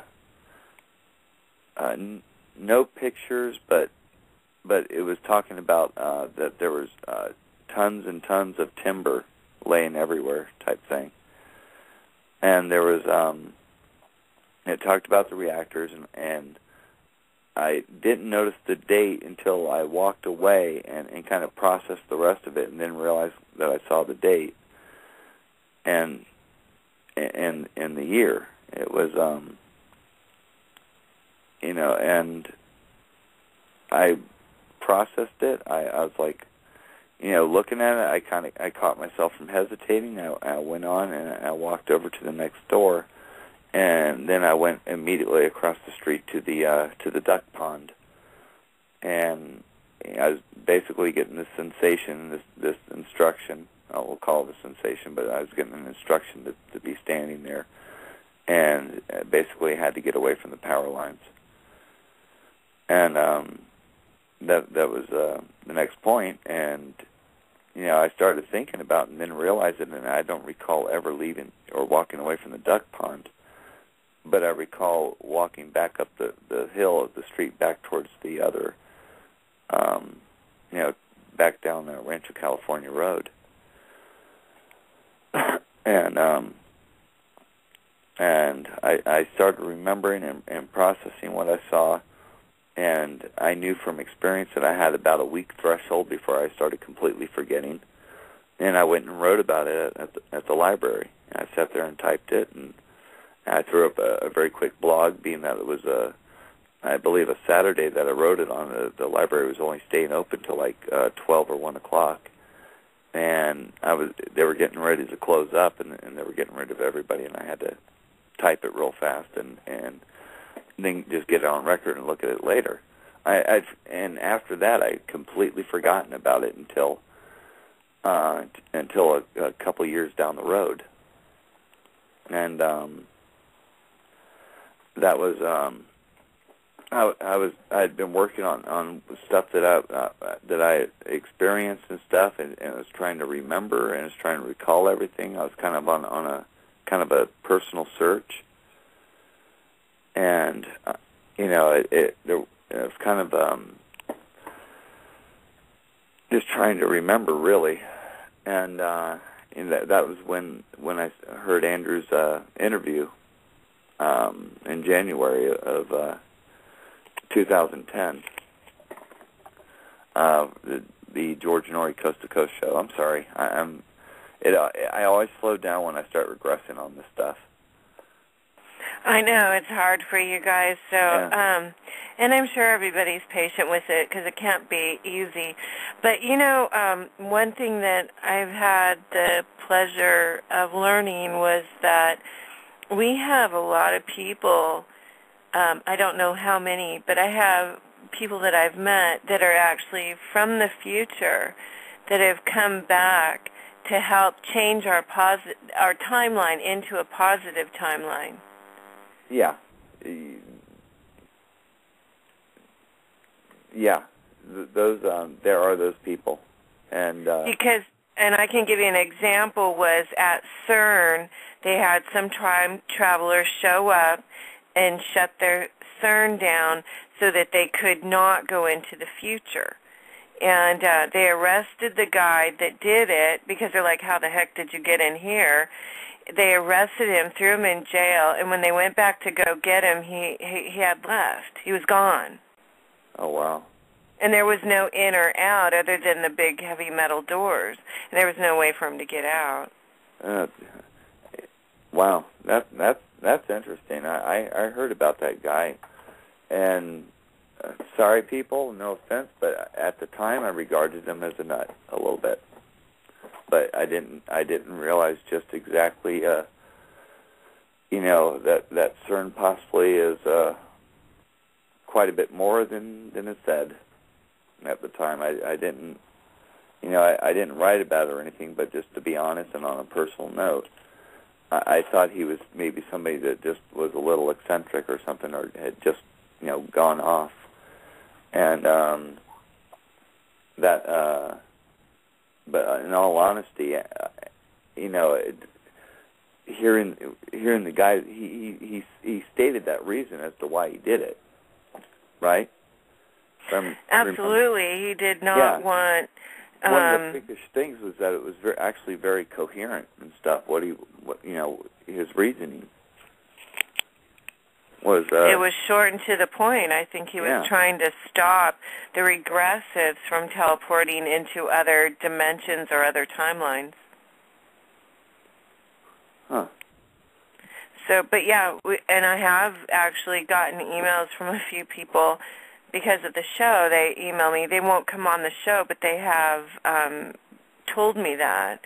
So, and there is certain evidence that they give you that there's no way that they would have known. But because you're going forward, they have to be coming back, and it has to be easier for them to come back than to go forward. Well, yeah. I don't know how far in the future or the graves are very protective of, but we've said before that physically you can't go back into the past with as embodied. When you go back into the past, pretty much the only way that's possible for, say, government or us or people or whatever has to do it plasma confined, like Andrew did back to Gettysburg Address.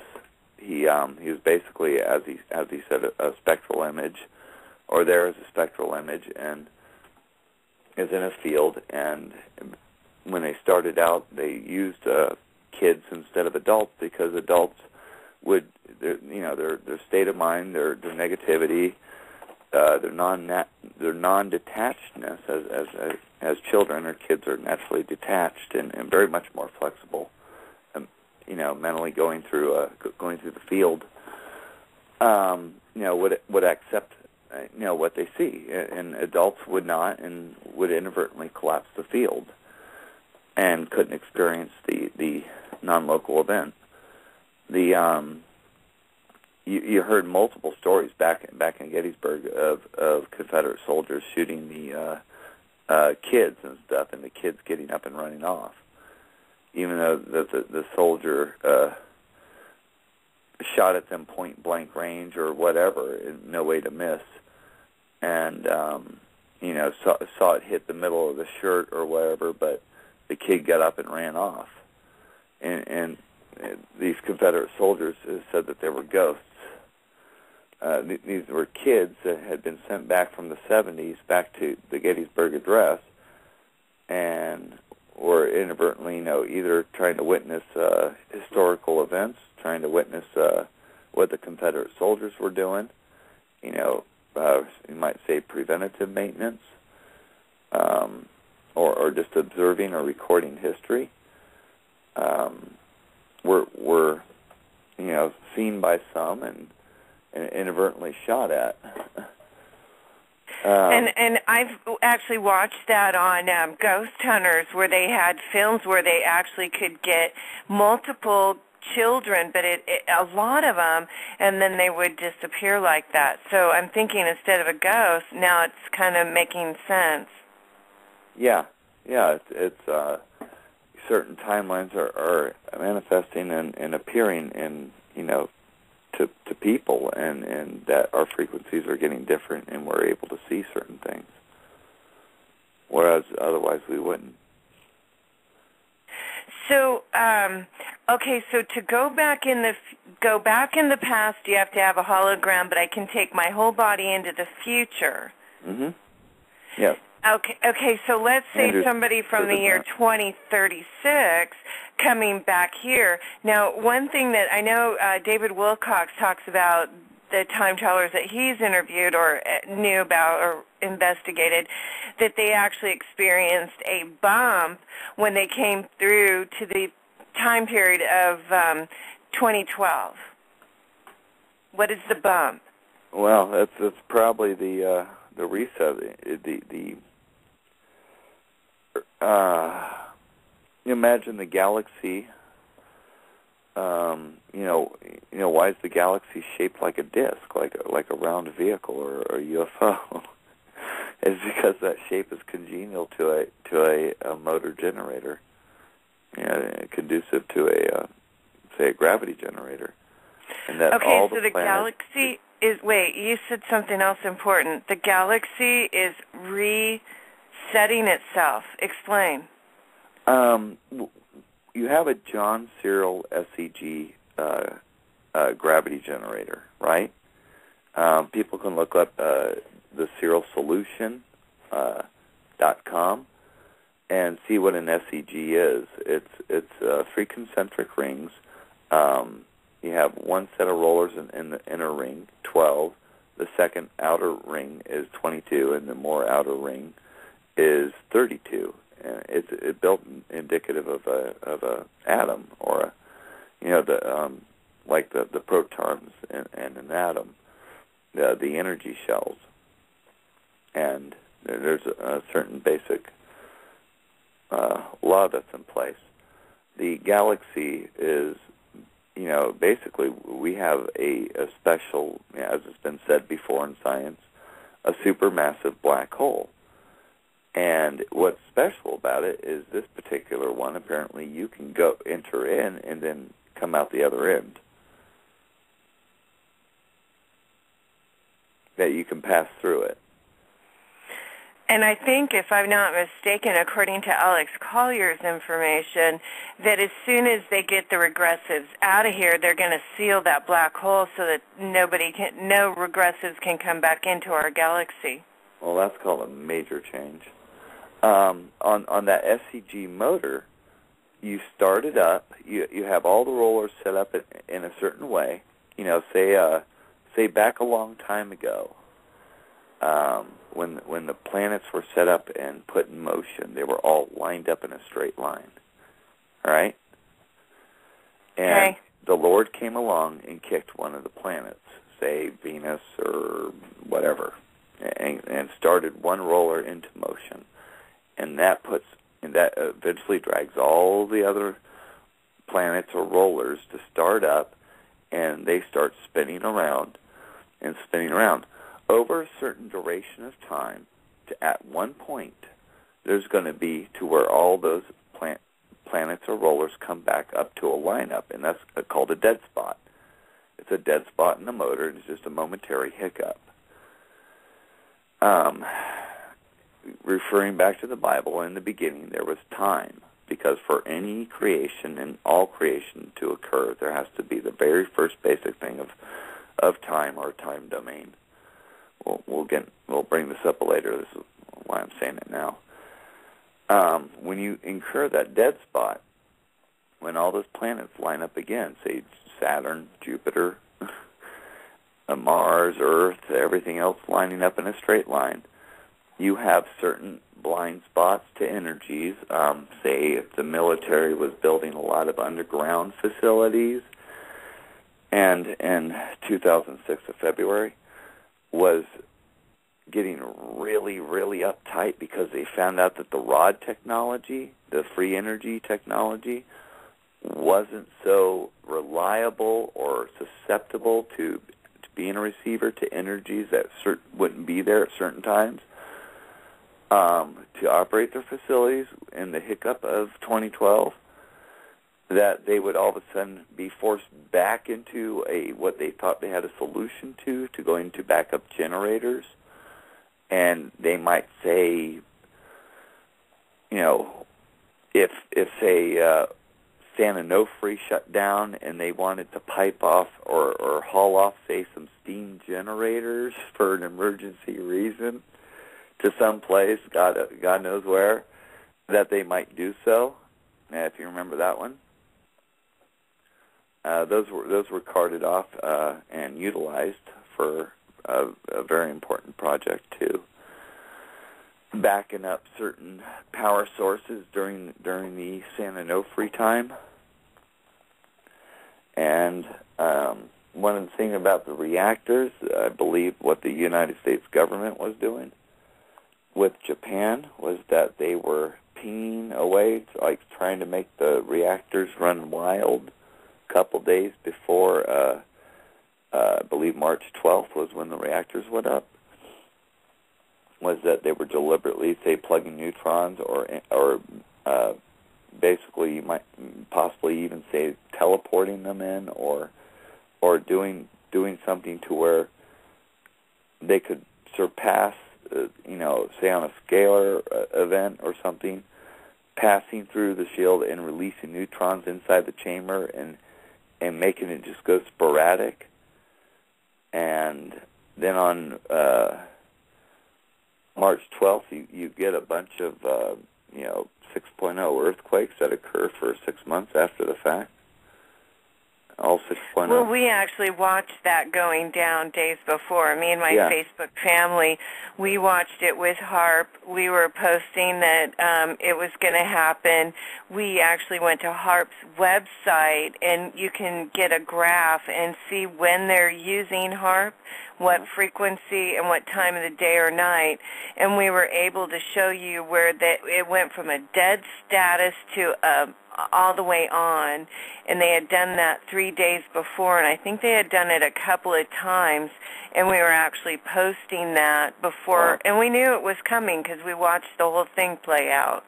Oh, wow. Oh. Uh-huh. So I do know that they were using HARP, and the one in Alaska was the one that they used, and they actually had the graphs from HARP that you could get from their website and watch them use it. Oh, that's a whole nother show. Yeah. So, but what I want to know is, okay, somebody asked this. I have a couple of questions from the chat room. One is, if we have to have a device to teleport, or can we do it another way, maybe through beams or something like that, or does it have to be like an elevator, or is there other ways? Yeah. Technology, I know for a fact that there's coming a point where people will do that willfully themselves. Growing up, my father was very talented and I'd say powerful, very much so. There's coming a point where people will be able to do that mysteriously. I'm looking online at the metal boxes. That is really what I kind of expected. Wow. Well, there's coming a time where people will be able to do that. So, yeah, that's what I'm thinking too. And I think that what I've gathered from all the research is that they talk about our graduation day, December 21st, 2012, or going into 2013, is actually that's when we become more of our true higher selves, and that's when our gifts are coming back. Yeah, I've been practicing for that. I was very talented and shown a difference that I didn't so much process or I comprehended it, but I knew not to process it at the time, being that I was, I guess you'd say, controlled, which is fine. And that was my upbringing.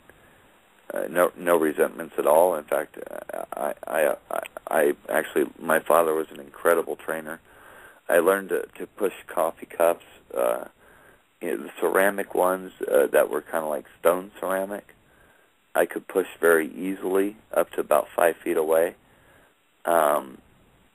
Till, certain illusions and restrictions I had were surpassed and broken. But we'll say that we'll state that as that right now.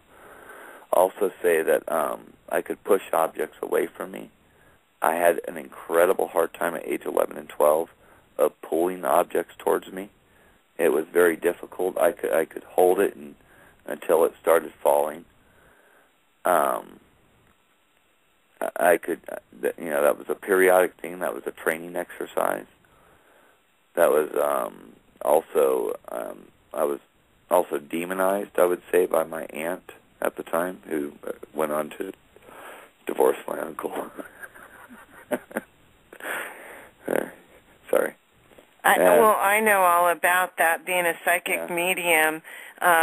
Anything that they can't explain, it's always demonized. Oh. And if they can't do it, then it must not exist. She wouldn't talk to me, and she wouldn't be in the same room with me. It felt really shitty, and my dad apologized to me. Said sorry quite a few times. I didn't notice that she was being like that. I was kind of oblivious to it and kind of just ignored it. But she was like, she got freaked out by that, and she got even more so freaked out by seeing Sam. That was, I think that threw it over the top.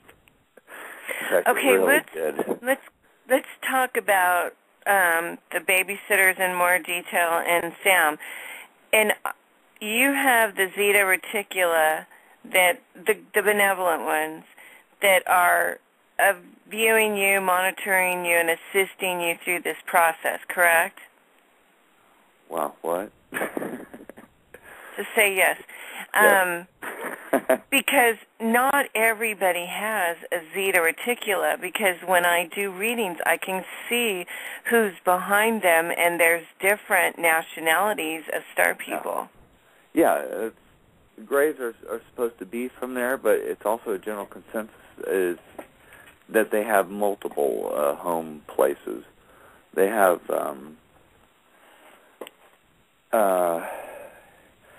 some are born in a fish tank on a round vehicle. Huh? Wait. So is it like ambiotic fluid or something so then now you're talking Avatar in those tanks?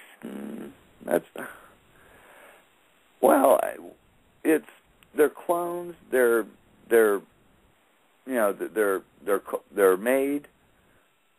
They're test tube baby type. They're brought in, and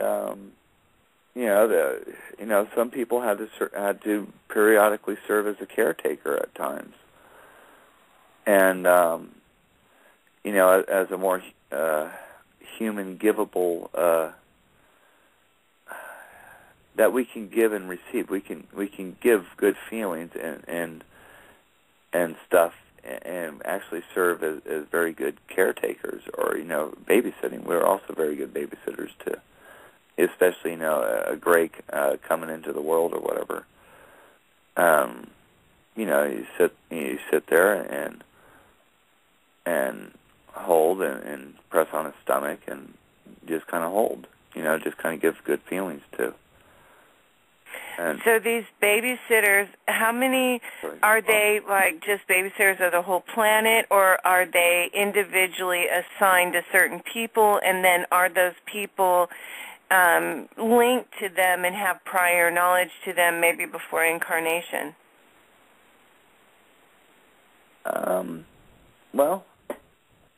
Reincarnating happens periodically. It's kind of on a set schedule, not so set during 2012 period. It happens sporadically and actually very quickly. Greys are you can't do better than top of the line talking with a Grey on that, honestly. There's people have multiple reincarnate lives. I think you being a psychic medium, you get a chance to read me and stuff. I'm sure it'll prevail interesting. I don't do it without anybody's permission. It's a violation. So and I won't do it unless it's confidential. And there's certain things I won't even discuss because I have to honor the person, their soul, and what they wish, Right. But we'll do it later. But what I want to know more about these babysitters, because you also said that they check your health. So I'm wondering, are our babysitters also checking our health and regulating our health? Yeah, very much so. Down to how you sleep at night. I mean, really, some things couldn't be possibly as nice as they've been without some sort of monitoring and care. Some people have demonized Greys to the point that, like evil Greys, it's like, and I question them and ask them very upfront. I mean, really, were you ever harmed by a Grey? Or did you just have a bad experience and you laundered those feelings onto, somebody being in front of you and you being uncomfortable? And we get through that kind of, I've talked to people where, I bring them through it, and he asked if he wanted to do something. Yeah. And they get to that point. Well, he's asking, you're not harmed, and he's being very careful to not upset you. You see, you feel that kind of overpowering, like things are at ease, and you kind of know that you're a little upset, and you find it violating a little bit. Greys find that upsetting, that they're upsetting you. They don't mean to upset you. But that's not all. I mean, like I said, there's like 50 different kinds, yeah, and some Greys have harmed people. Yeah, there's the insect kind of looking Greys that. Exactly. That's what I'm finding. They're not exactly gentle, I will say. That's true. They're all about getting the job done. Can those insect Greys shapeshift? What's bending of gravity? What's illusion? What's a forced thought? Greys kind of, they grab at the wrong thing a little bit as to what might make you comfortable. So, instead of seeing a dog or something or a cat, you see an elephant that's angry. Well, the reason why I ask is because there are shapeshifters, and you can see them on YouTube, and they're the ones that their eyes will go completely black. Well, and those are the ones. Well, that's just the polymer. That's just the amorphous polymer technology that they might be adjusting something for their own personal comfort level.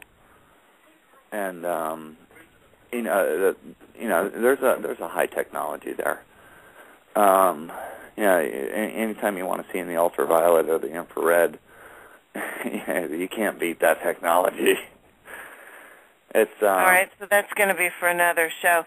But here, I want to ask this. If we have babysitters and they're monitoring our health, we have a lot of people that need a job, or they need food, or they need money to stabilize their lives. Right. Why aren't the babysitters assisting with that? Because they kept getting shot out of the sky in the early 1990s. And in fact, in some cases recently, the government kind of revamped that attitude. And I think it has a lot to do, as personal opinion, of rectangular square boxes floating up on the beaches. Aside from HARP and spinning the earth a little bit faster when the Greys said don't try to compensate things type of example.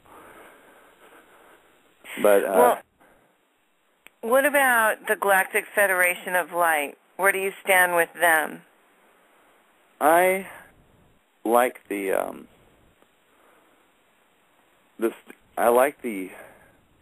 that society goes on and does what it does. Not too sure of. I like the politics as far as the availability of leaving options open. I don't know too much about who's who, and I have a hard time of keeping up with who's doing what, especially recently. I don't. Let's see. I know some of their messages are really good, and they are accurate, but it almost makes me think that they're doing it with hindsight, which any of us could do a prediction if we're looking at it in hindsight. But what gets me is, are they trying to gain our confidence and then slam us with a bunch of disinfo? I don't think so. I think it's. I think it's pretty much on the up and up.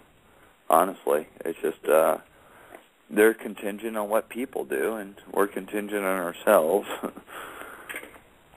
And well, I know some of them are trying to mislead us. Yeah, groups are group. It's are they trying to mislead in the sense of maybe mislead so they can bring you back to do something better, or is it more like an outright deceitful? Well, the outright deceitful, taking you into inner earth and then imprisoning you, that's kind of deceitful. Or take you off planet and you have no idea where you're going, and they want to take you through some wormhole to some galaxy where they control it and we can redo planet Earth all over again. That's kind of deceitful. Yeah. Or telling people that certain groups that are in charge now are safe and light workers, yet you watch the bills that they're signing and they're anything but safe or for the people. That's kind of deceitful. Yeah. That kind of stuff. And as soon as I read something, because I keep up on them, I want to know what they're saying, and as soon as they mislead me, I'm done.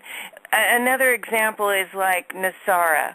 You know, some of the Galactic Federation, Nasara's coming in and people will be free. And, well, the Nasara program is David Rockefeller's, and the Nasara program was actually pushed through with George Bush Sr., and then Jr. signed it.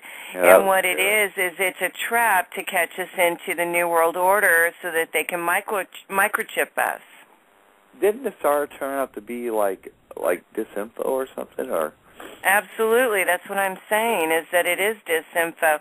But what they wanted to do is promote it like it was something beneficial so that we all say, yeah, bring it in. And then you find out, oopsie, this is another trick by the New World Order. Is that a documented bill or that was? Yes, it is. Wow. Yeah, I can show you where it's documented. I'll have to send that one to you, too. I know there's you and plenty of people out there that know a lot more on this than I do. It's gone to total. It's gone to certain avenues and totally different lines are off the charts to where it's supposed to be. That it's such a mess. I hate getting like this. It's so simple. You know, live your life what makes you happy, most productive for everyone and yourself. And that's what it should be. I mean, that's what's scary. It does get scary. It just gets messy. I don't think so. I think when you live in the heart and you think with your heart and you aim to help other people with no expectations in return, you get in the flow of the universe.